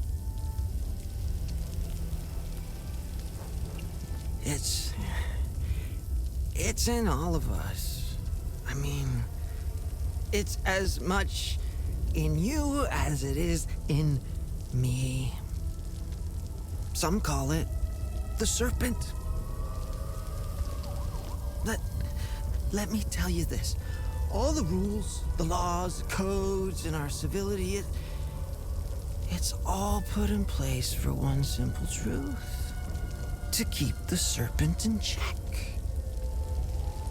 To keep it tightly shackled, locked away at the back of our minds. This is the unspoken truth that no one ever tells you, but I'll let you know. Deep down, everyone shares this dark desire. We want to set the serpent free. The ecstasy of letting our emotions run free cannot compete with people's miserable, mundane lives. This is our actual state. Our true nature, all of us. We are made of pure, unhinged barbarity. Man, where did they go anyway? It was fine having them around, but where the fuck have they gone now? They were here. Then we locals started doing a bit of killing, a bit of raping, and then they ran off. That's not cool. It's when we needed them the most. What the hell, man? It was the first time Hadeans saw people from different countries. That was sweet. Even though they were fucking useless. Speaking of them running away from Hadia, there's something behind that. I'm sure of it. Did you notice? Of course you did. You put two and two together, right? The minute they were gone, say it with me, the minute they were gone, the fucking creatures appeared. Fucking right they did. Coincidence? No fucking way. I'm from a profoundly religious Sabine family. There's a lot of us. Contrary to what any Palamis son of a bitch would have you believe, or any snobbish Sabinian for that matter. They make it sound like all Sabinians woke up one day, burnt all their sacred goddess, and danced naked around the pagan pyre. May his eye protect us. Leith was filled with Sabinian churches. Lablina has even more. Of course, you don't hear about that. What you do hear, though, is how open-minded we are. The only open minds you can find in Leith are the cracked skulls of Palamist bastards. brains spilled all over the streets. I might have split open a few myself. The stuff you can do with just the heel of your boots. What's there to say? I was okay with them. I was okay with them until I let the serpent take hold. Why? Yeah, I have some family who live in Argola, right on the Jahanian border, in the Palamist village of Hetel. After Yankel's death, ethnic tension started brewing in Hetel. In the local school, they began segregating the Sabinian kids. My nephew had the misfortune of writing a love letter to a Palamist girl that evening. The girl's dad beat my 14-year-old nephew so severely that to this day, he's still eating through a tube. Which ones? Palamists? Or do you mean the new ones creeping around all over the place? Wanna hear the wildest shit ever? The night they appeared, the creatures, right? Bloody New Year's Eve. I'm in my apartment. It hadn't been blown to pieces yet. I'm coming back down from my high. I pulled the curtain to get some air. On the street, I saw some Sabinian thugs, armed to the teeth. They had themselves some Palamists, and they're fucking ecstatic. A man, probably the husband, was lying in the middle of the road. Next to him, the Sabinians were dropping cinder blocks on his wife's head. Repeatedly. And that's when it happened. It was as if time had slowed down or completely stopped. And then I felt it. Or more precisely, I felt nothing. All my feelings and emotions had gone. I never felt so at peace. My thoughts were so clear, so precise, uncompromised. Then, in a flash, the thugs and their Palamist prey got engulfed in a weird, sphere-like, wobbly thing. And all my pain, sorrow, confusion, and hatred came crashing. You either got balls, or you got some screws loose to wander around out here. I wasn't expecting any help anytime soon. Who are you? I'm Boro. I'm the town's mechanic and I own this scrapyard. The Sabs attacked the town. They came out of nowhere. The odor of burnt flesh. The Sabs, they used flamethrowers. When they finally left, I heard an explosion. Soon after, these demons invaded the town. I barricaded myself in here ever since. Do you know where I can find Caspian Fran? Well, he could be anywhere in this chaos. He might still be at his home or the town hall. During emergencies, people assemble there. It's impossible to see anything out there. Take this map. The town hall is already indicated on it. I've circled Caspian's house in red in case he's still there.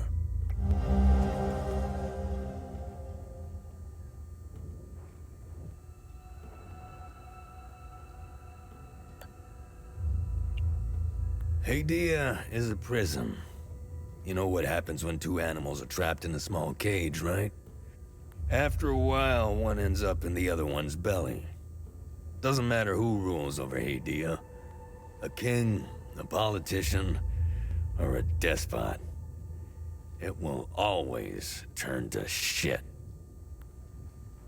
I don't know much about politics and never cared about it. I want to fix cars and get on with my day. I knew it was only a matter of time before they started killing each other, giving themselves more reason to hate one another for generations to come. Like all wars, this one is beyond madness, especially considering we've been at peace for centuries. The media played their part in this mess.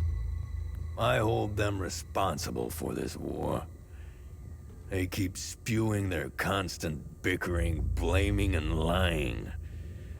They fueled this war and lit the match. I've only heard about the Peacekeepers. I've never met anyone from the outside world. I don't like strangers. Hell, I don't even like people I know. I'm not the type to socialize much. However, I do read a lot. I've come across some newspapers from the outside world. It's highly illegal in Hadia, making them an even more satisfying read. From what I've read, turns out that the outside is just as messed up as it is here. Sabs think of themselves above Palamists because we still believe in Setharis. Sabs have let go of their faith in the name of progress. Look outside. How's that for progress? You stray from Setharis' gaze, you lose all morality. That is why Sabs can do what they did out there. They killed women and children. Not with bullets. No, that would have been merciful. They burnt them alive. Their screams. They will haunt me until the day I die. Word of advice. Never lose touch with your god. Talju was a Palamist village in the Sabinian province. Sabs surrounded us. Sabinian families were living peacefully here in Talju. The Sabs tucked tail and ran off when they heard our forces were closing on Talju. See, that's the difference right there. We didn't hurt the Sabs living here. We didn't hang them in trees. We didn't line them with lead, and we sure as hell didn't burn them alive. Palamists aren't like that. We would never do such things. I don't know what they are. They terrify me. The noises they make and that scream. I remember from the Holy Book that demons only appear when humanity has sinned beyond reason. If that were the case, they'd only be interested in killing Sabs, not Palamists. The demons don't give a damn who you pray to or how many times a day. If they spot you, they'll tear you apart. Who are you? Hey, it's okay. I won't hurt you. Who are you, kid? I'm Lukhan. My dad told me to never talk to strangers. But you don't look like the soldiers that burned down the town. I hid here when the monsters came. The soldiers, they led the monsters into the town when they left. I lost Sam when I ran here. He attacked one of the monsters. He saved me. I hope he's okay. I wish I had held on to my dad's hand. I hope he's safe. I want him to come get me. Who is Sam? Sam is my best friend. He saved me from the monsters. I hope he is okay. If you find him, can you bring him here? I feel safer when he's with me. What happened to your dad? I don't know. When the soldiers came, my dad and I were running in the street, trying to find a place to hide. When I heard barking, I let go of my dad's hand and ran to Sam. It's the last time I saw my dad.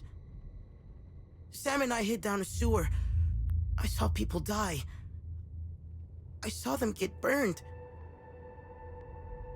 I hope my dad found a place to hide.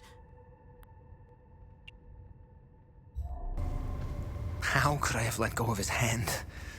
I know he's out there somewhere. And who are you? I'm Caspian. I taught history at the school here in town. My son, Lukhan, is out there somewhere, alone and terrified. I'm not leaving this hellhole without him. Whatever those demons are, they don't seem to give a rat's ass if you're a Sab or a Palamist. They are making it impossible to search for Lukhan. I found your son. What do you want me to do? Thanks.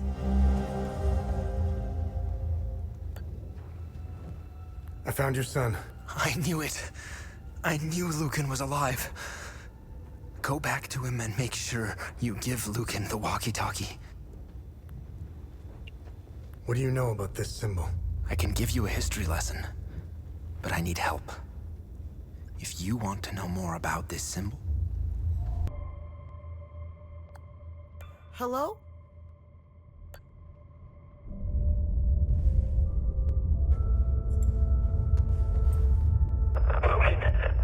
Thanks, Centaurus. Are you hurt? Dad! No, but I think Sam is. I'm sure he's okay. Where are you?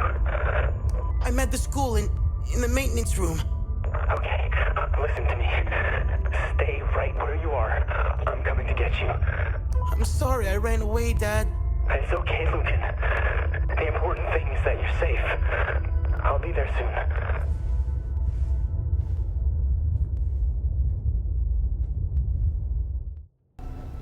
Thank you for finding my son. It pains me to ask you for another favor. I found your son. What do you want me to do? We need to get out of here, but those things are roaming around our truck in the parking lot behind the town hall. Get rid of the creatures, and I'll tell you about the symbol. Take this key. It unlocks the parking lot's security booth, right next to where the Sabs hung our brave soldiers. Thank you for finding my son. We'll go get him while you get rid of that horrible thing in the parking lot. I found your son. We take... Thank you for clearing the demons. Now we can get out of here. Now, tell me what you know about this symbol. This symbol represents the matron saint of southern Argola. You may have noticed that some vehicles and flags have the same symbol. They belong to the Deimos division. They worship her. She was initially the subject of my thesis, but I kept hitting dead ends. It was as if someone had erased her from history. She has another name. The Blood Queen. Who is the Blood Queen? The Blood Queen has always been a symbol of resistance against Sabinian oppression. Several statues bearing her screaming face were erected all over southern Argola. If I were you, I would go to Maristan. The statue is carved directly into the cliffside next to the village. You can go inside her head. It's hollowed out. Strange symbols are etched on the stone walls inside. I never figured out how to translate them. Perhaps you will have better luck uncovering the secrets of this enigmatic monarch.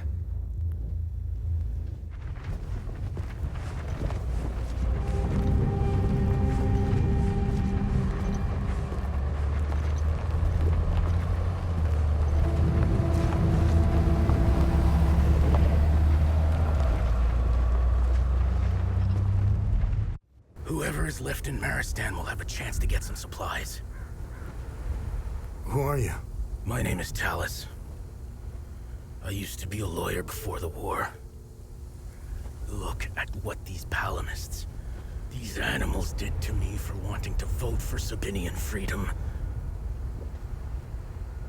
And now they've reduced me to being the caretaker of that giant, screaming bitch. The punishment for a crime I never committed. You must have seen it. To us Sabinians, The Blood Queen symbolizes oppression.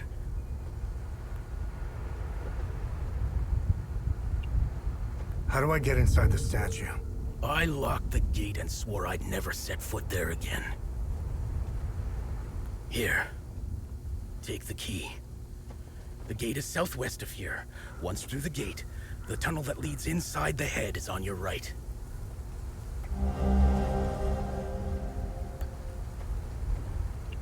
Hadia has fallen into the worst kind of chaos there is. I'm a lawyer. Well, I was. For me, it's deplorable to say that the laws as we know them are no more in our country. Do you know what the law is now in Hadia? Guns. Power comes out of the barrel of a gun. I don't know who said that, but it's very accurate. Most Hadians think this war's going nowhere. But they are powerless. How many disagree? Is it 60%? Is it even 80%? I don't know. The majority are confused and frightened, so they go along.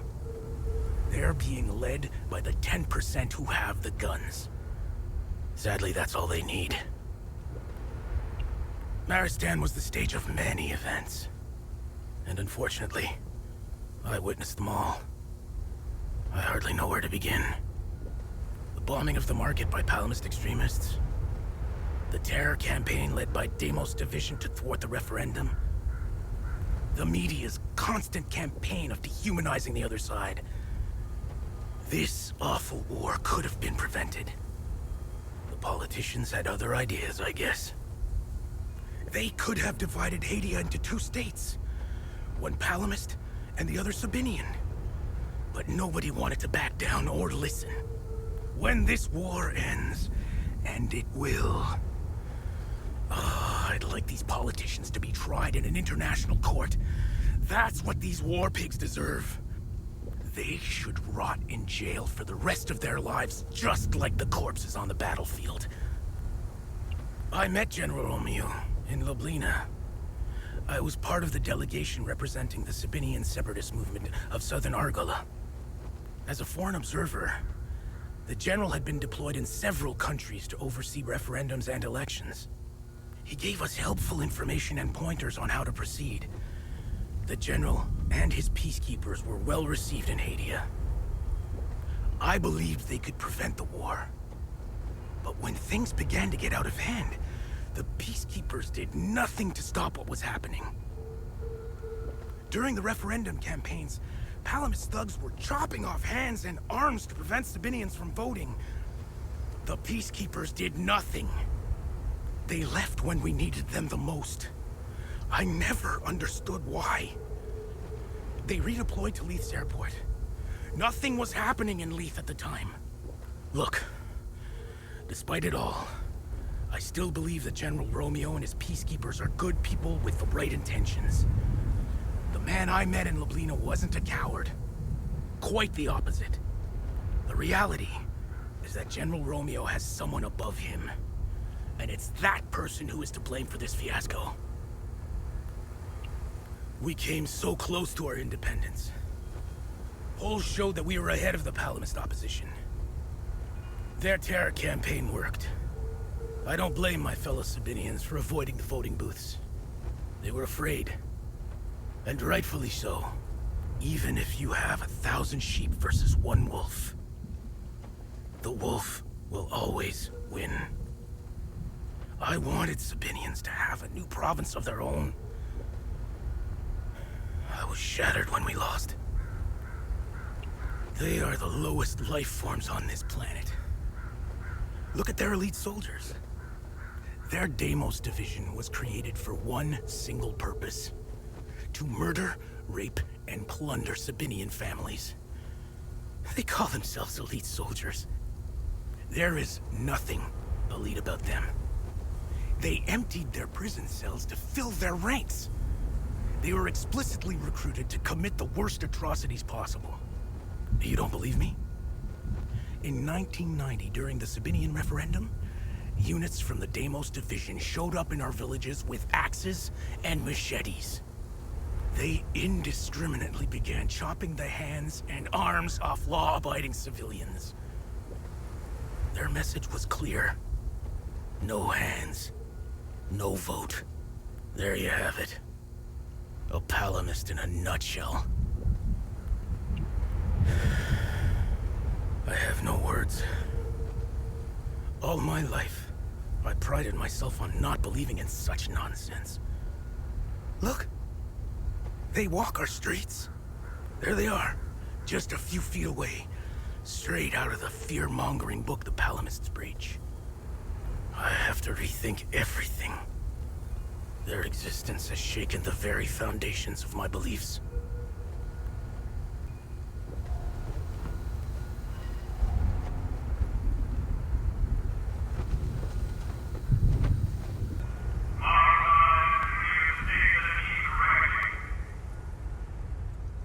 I don't think I can go on like this. I'll probably never see my daughter again. With everything that's happened, there's only so much a man can take. The power cut is just another kick in the butt. My big sister Lily went to visit our auntie in Jalgin. She'll be back soon, though. And we're gonna play all day. When we first moved here, this town stood for something. That maybe all these divisions could be mended. That maybe we could coexist in peace. The Uncle's grand idea of integration. What a load of crock. He really had us all wrapped around his finger. Now, we're just a beat-down minority surrounded by people who hate us.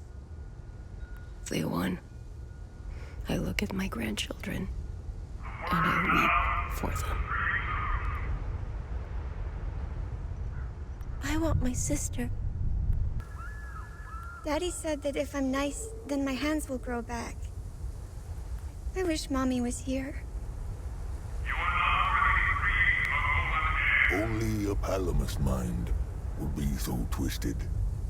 Physical wounds weren't enough. Now they're trying to open psychological ones. I'd give my other arm to turn this garbage off. First they take my wife, then some fucking monsters show up. Now this power surge blows out the fuses. What else could possibly go wrong?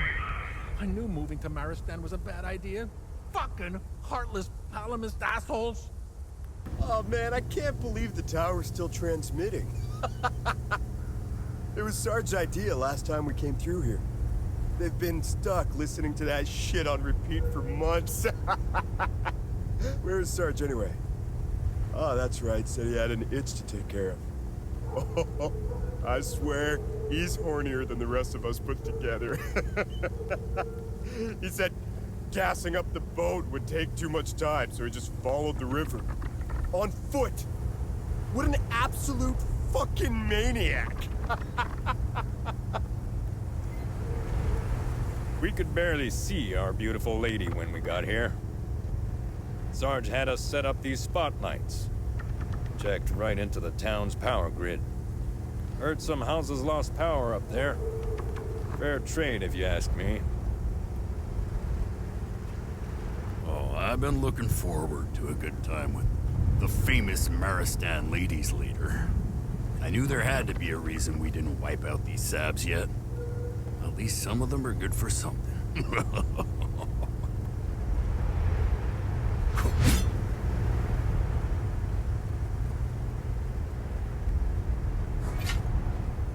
I stand in Sethris's gaze. If you have made it this far, you also stand in his blessed sight.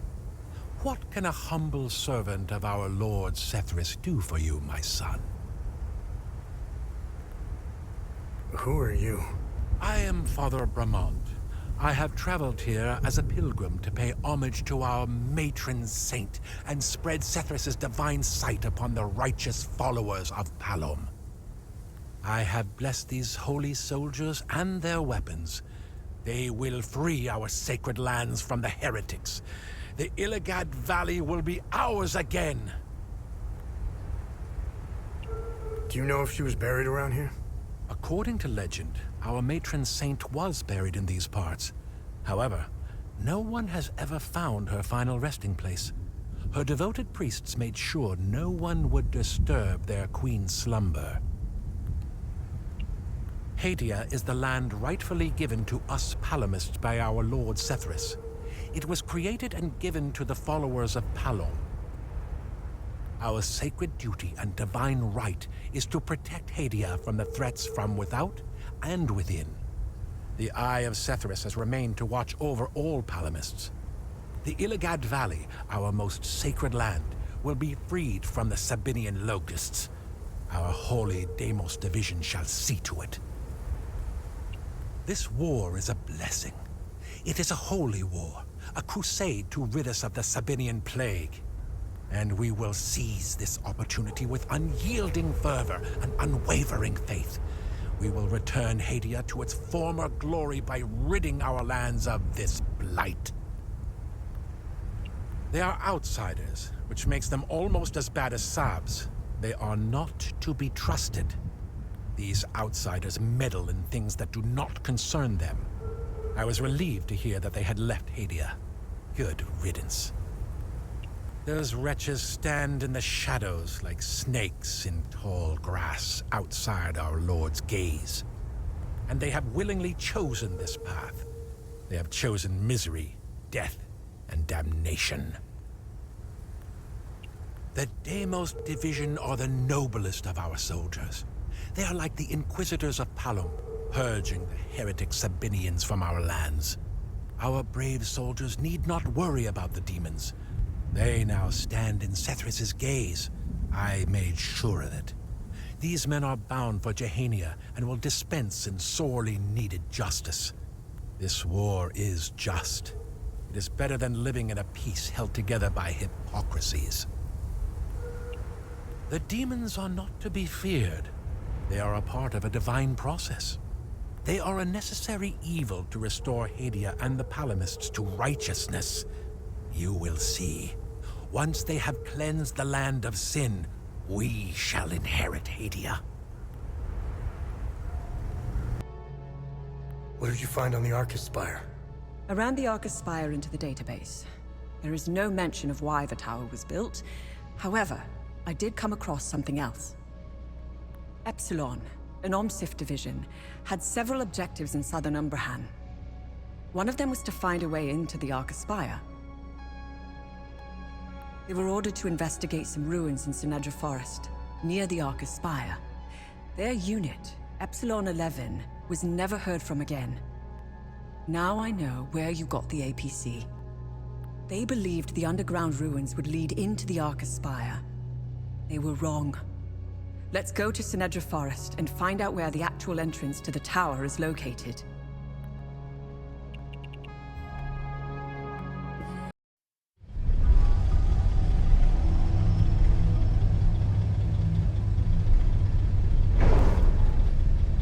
Oh, fucking hell.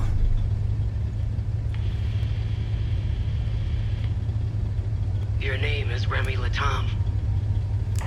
You seem to have me at a disadvantage.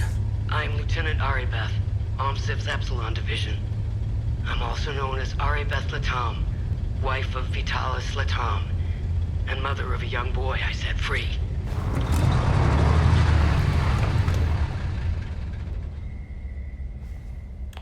If that's true, what was the last thing you said to me? Never come back. I love you. Never come back.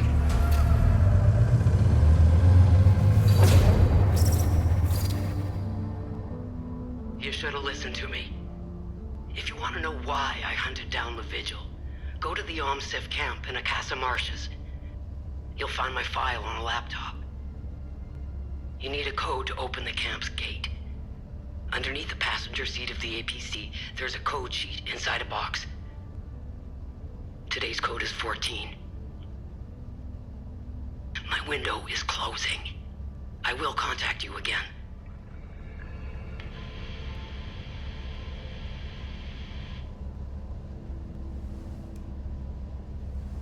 And I thought my family had issues.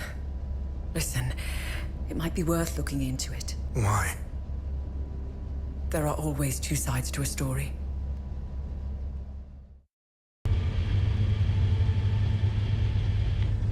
I sent my men on snipe hunts. Unless you poke the bear, you shouldn't encounter any OMSEF operatives. Much appreciated. I can't keep this up much longer. My men are beginning to suspect something. We should meet. I need more time. Too many pieces are left on the board to attempt such a high-risk move. Let us know if we can help. My window is closing. Next time I contact you, I will be ready to make my move. She'd be a good asset. Sounds like something I would say. For your story? Yes, she's privy to a lot of information. More importantly, you'd have someone watching your back out there. I feel bad enough as it is, sitting safely inside while you risk your neck. I think you've given plenty for Queen and Country. It was a car bombing. All because I wrote the truth. Everyone's a critic. Hey, maybe we can help each other out. Who are you? I'm Dr. Marga Hamil, Cerebrum Division. I'm the one who designed and created your drone. As you can see, we're experiencing technical difficulties. I need your help to get out of here. Know anything about this? That looks familiar. I'm not sure, though. It looks old. If I remember correctly, all the old stuff found in the ancient sections is stored in the testing area on B4. Listen, let's help each other. I want to get out of here, and you want access to B4. I won't be able to escape this place without a functional drone. I need a drone processor to fix mine, but they're all stored in my lab. If you help me get it, I'll give you my key card.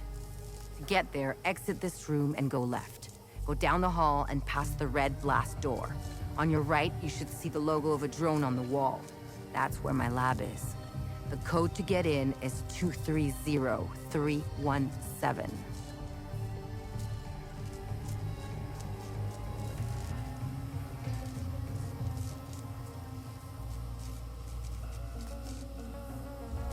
Be okay? I'll be fine. I know my way around. With the help of my drone, I'll be able to get to the surface. You're a lifesaver. Who are you? I'm Seo Kagin, an assistant technician for OMSIF training. And we're doing exercises when the whole place went haywire. Backup systems malfunctioned when we lost power. The team, they didn't stand a chance. I've been calling on the radio ever since. What do you know about this symbol? I know this. Our boys did a sweep in the older part of the facility. They found a strange stone with that symbol on it. I told them to put it in the storage room on B4 for future analysis. That's where we keep all the old stuff. You'll need some, high-level clearance to get in there. Here, take my key card. It's the least I can do.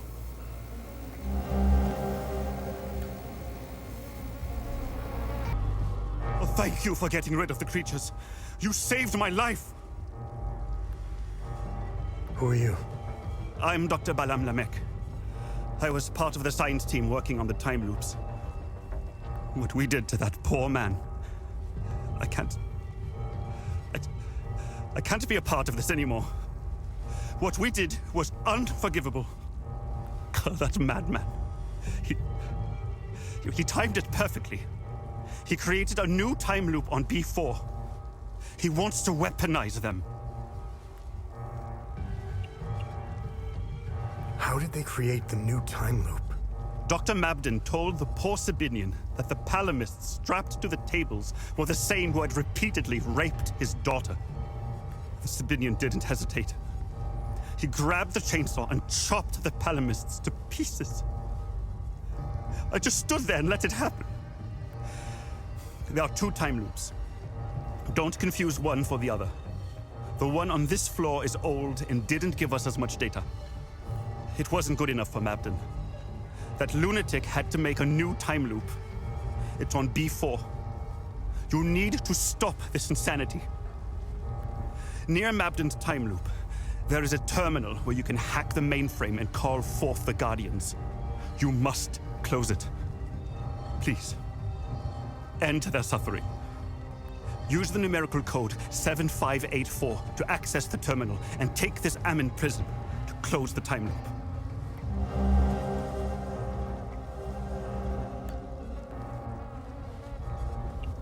Who is Dr. Mabden? Dr. Mabden is a cold-hearted son of a bitch.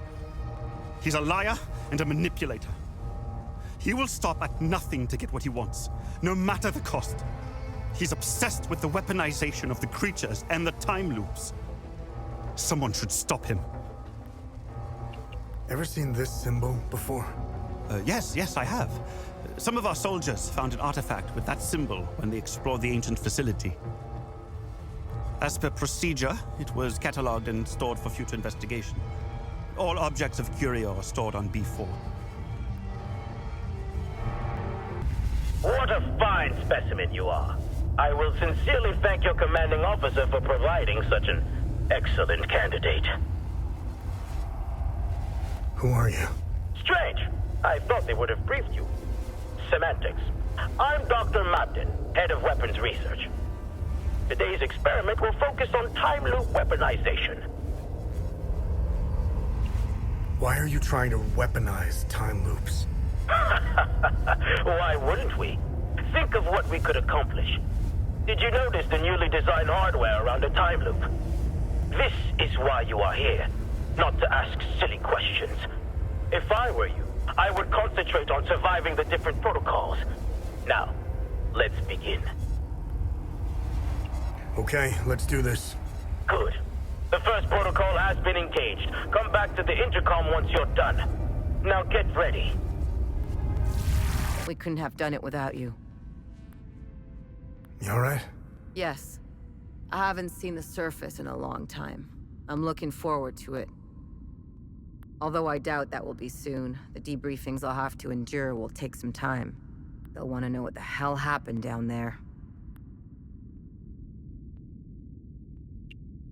From what little I've seen of Hadia, it seems to be a special place stuck in time.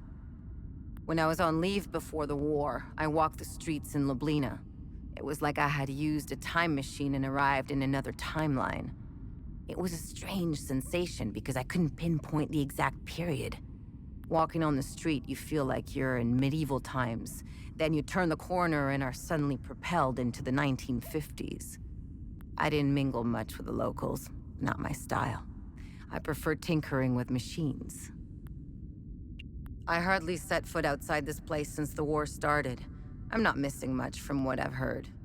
I know our people have their part to play in this mess. You probably know more about it than I do. The operatives in the Oculus Division are masters at creating conflict and have their fingerprints all over this war. Funding extremists, targeted assassinations, false flags, you name it. How do I know all this? Well, I was married to an operative. Aside from what is said about them in the news and newspapers, I know little about them. The peacekeepers have tried their best to delay the war, but it was a lost cause. The Oculus Division made sure of that. I don't know much about the Sabinians. I only know what the higher-ups told us in the briefings when we first arrived. However, I got a small sample when I went out on leave. I got a well-deserved weekend pass one time. I used to get those before the war. I spent it in Lausalus, the capital city in Asteria. I was enjoying my caffeine-infused beverage in a small cafe on the corner of a busy street. I'm curious and I love gossip, so I discreetly listened to a few conversations. I do that purely to entertain myself. At first, the conversations were run-of-the-mill exchanges. These are mainly complaints about work, teachers being too strict, deadlines, overtime, being too tired, a suspect husband, and the everyday anecdotes you might hear anywhere. Then, a news report comes on. The cafe fell into a silent hush. I don't remember what it was about, but when it was over, all you could hear were complaints about the Palamists. Some conversations went as far as suggesting to kill them all. It was surreal. The change in attitude was almost instant. I don't think the news realizes the power they have. Or do they?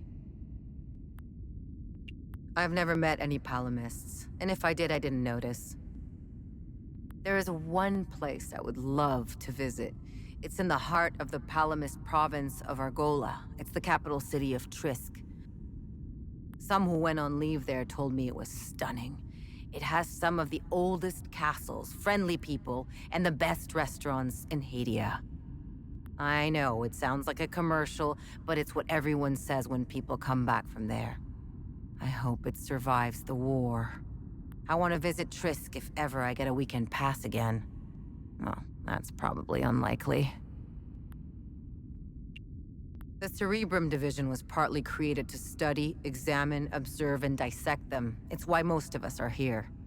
That old time loop we found in the ancient part of Auriga Museum played a significant role in studying the entities. Why do you think your drone can distract them? We discovered that the entities emit specific frequencies. We have yet to find out why. However, I figured out how to scramble their signal. I built the emitter inside the drone to interrupt the entity's frequency waves, temporarily confusing them. I'm still working on an emitter that doesn't cost too much energy and can last longer. As you know, those few seconds are precious for a soldier. I'll get on that as soon as this place becomes operational again. Thanks for helping me escape. Are you gonna be alright? I'll be just fine. The intervention forces are on their way. They'll clean up this mess. I'll have a lot of work to do, though, fixing all the systems. I'll have to run diagnostics to determine what went wrong. I don't know what's happening to this country. I've been living here since I set foot in Hadia. I can tell you a lot about what's happening in the Auriga Museum, but the NDA attached to my contract with Operation Moloch is pretty scary. They had us work in silos. All the research departments are entirely segregated. One of my coworkers was a massive history buff. He managed to get his hands on some local books. Books he found were censored. No Hadian was allowed to read the contents. He slipped them out of a repository in another SEAL Council complex he worked at before being transferred here. He wouldn't shut up about them. He was fascinated by this one ruler. Her name was Lady Margareth. This isn't the first time these creatures have shown up in Hadia. It's all over their history. This ruler loved her people, wanted to protect them from the creatures. So she had them build a massive underground city. It's in Argola somewhere. He went on to explain that it wasn't the only place. There's thousands of underground ruins all over Hadia. It's because of her. I don't remember the details, but Lady Margaret died under tragic circumstances. I told him to stop telling me all this stuff. He eventually got transferred. Now, I find myself wanting to know more about Lady Margaret. What else is new? Both sides are identical. It's pretty debilitating if you genuinely think about it. Only people who are the same can reach such a point. The line is drawn in the sand, cutting through grievances and insanity. Both sides of the line are utterly convinced that the other represents an absolute menace to everything they considered sacred. Now, where have I seen this before? Their mission here always felt a bit peculiar. I can't quite put my finger on it. Don't get me wrong, the country needed peacekeeping operations, but something felt off. I arrived in the country right when the temporary legislative alliance broke at the seams. I couldn't help but notice how tense the SEAL Council supervisors were. Everything started feeling more precipitated. Not long after, the ON peacekeepers arrived in the country, and all the higher-ups began breathing again. I don't think they were scared of a possible civil war. As far as I know, the SEAL Council needed the bloodshed. No. Something else was making them anxious. Something related to all our cumulative work. I made it a point never to mingle with the locals. That's just setting yourself up, especially when you're considering what you're doing to them. There's a reason you don't name the animals in your lab. It gets personal. A line has to be drawn. I know this guy from medical who got involved with the local. She was a palamist. He met her in a small village. He was assigned there to set up some equipment, before the big day. He got reassigned out of the fields into a lab. He kept in contact with her. But when the war broke out, he lost it and he tried to find her. What an idiot. He's out there looking for her. At first, I was terrified of them. What the fuck am I looking at? After a while, though, you start getting used to them. Then they just become a part of the job. They're amazing, aren't they? They immediately became terrifying again when they got loose, but it was still amazing, right? To think they may hold answers to some of our most pressing questions. It'll take some time before they make Riga Museum safe again. I guess I'll be reassigned to another lab in the meantime.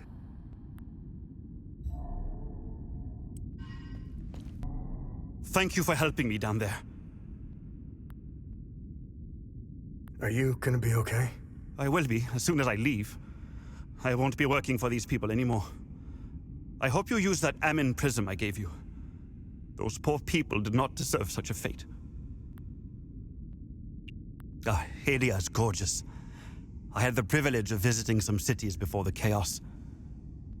A few weeks before Palamists and Sabinians started killing each other, I was assigned here in Auriga to that psychopath, Dr. Mabden. They turned the entire country into their science experiment at the expense of all citizens of Hadia. For what? Progress? Science? This isn't progress or science. This is genocide. The Zeal Council orchestrated the whole thing. I don't know all the details, but I intend to play along for a few more weeks, steal some files, accumulate evidence, and then leave. I already have some, but I'm going to get more. I want to blow the lid on this whole operation. Someone has to pay for this. The Peacekeepers were used to time everything perfectly. God forbid the Palamists and Sabinians start killing each other at the wrong time. And what if the ON finds out? Nothing will happen. Nothing. The people in charge of this operation control everything. Think of something, anything. They either own it or have created it. That's how far this goes. Sabinians want what most people desire in life. Freedom. I remember reading a few articles about it. When that dictator died, Sabinian politicians wanted a democracy, a free market, and to rejoin the world. The Palamists wanted the same thing. Their inconsolable rift seems to lie in the nitty-gritty details of their history. I'm not sure I fully understand why they hate each other. I guess you need to be born here to understand why. Then again, I'm not sure the Hadians know why anymore. I can't help but have a soft spot for the Palamists. I see a lot of me in them. They remind me of my family back home. Close to the earth, strong family ties, and religious to the bone. If I ever get out of this mess, I'm going straight to the family farm, where I'll devour my mom's home-cooked meals.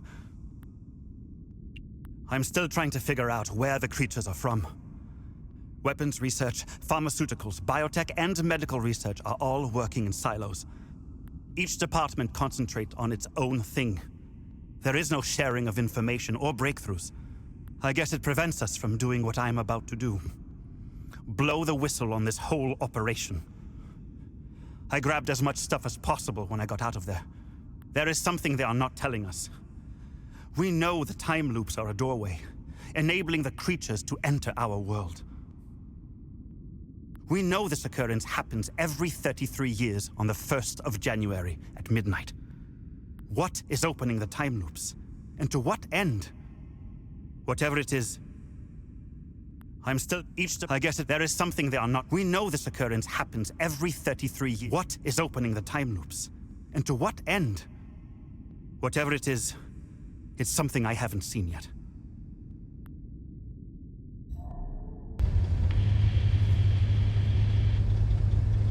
Remy, I'm ready to make my move. Good. We should rendezvous at Lake. Wait. Lieutenant, you are relieved of command. On what grounds, Corporal?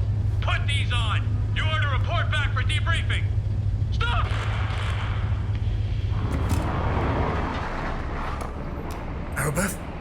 Abbot! Ah, fuck!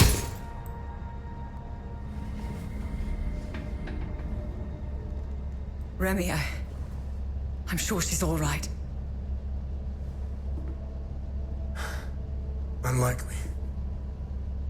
I know a survivor when I see one.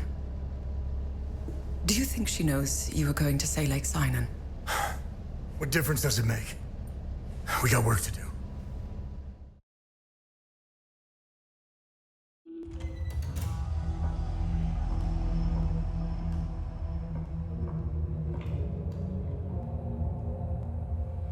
I wouldn't say I like interruptions. I never understood why people need breaks. I was surprised to find out that your mother worked for us. She had quite a reputation. My employers came across her by chance. People with nothing to lose are the best candidates for covert operations. What caught their eye was that this prisoner seemed to know a great deal about Hadia. Things that aren't common knowledge. Faux guards, limbic weapons, the Order of the Eye. And the Vigil. What's your fucking point? We didn't know about the Vigil's existence until your mother was recruited. She gave us an extensive list of names. In exchange, we trained her and assigned her some men. And one by one, the Vigil began to disappear. Have car accidents. Die of heart attacks. Very efficient. But then, she started to show signs of slowing down. Especially when it came time to take care of Talis. Careful. So my employers presented your mother with falsified phone records. It implicated Vitalis as the one who called the police the night she attempted to smuggle you out. You fucking scumbags! I told you I know how to bring out the worst in people. Oh, if you weren't bound to that chair, you'd lunge across the table and choke the life out of me. It would be much worse than that. Revenge is a much more potent manipulator. Control is knowing which buttons to press. Pretending not to care about anything is the illusion of control. Look at you, just like her. Compromised by your emotions.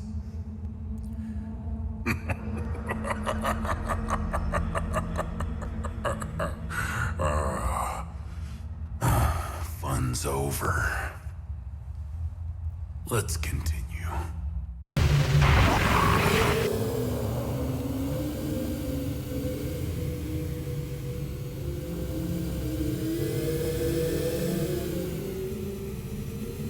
Now!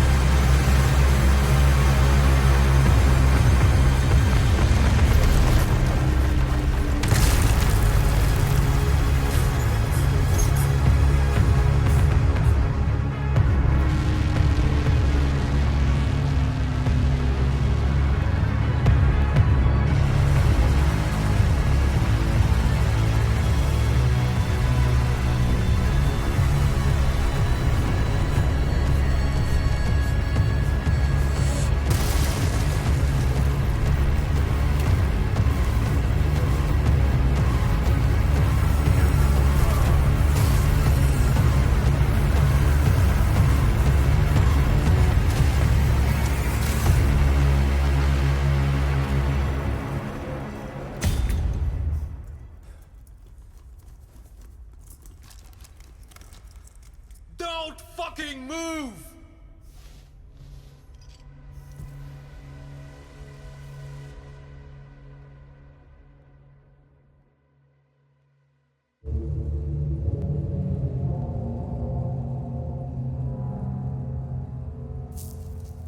This wasn't just about weapons. Think of all the good that could have come from this. Imagine the advancements in medicine or the scientific breakthroughs we could have unlocked.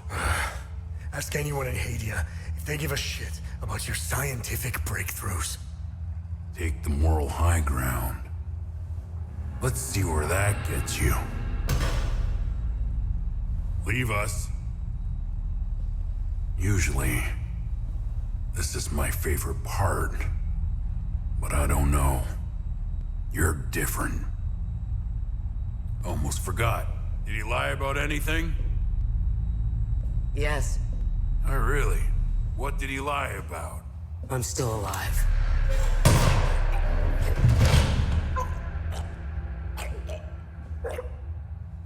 Look at you. Compromised by your emotions. Can you walk? I'm not sure. How did you... I'll tell you on the way. Come on. Tania's waiting. Where are we going? Home. We're going home.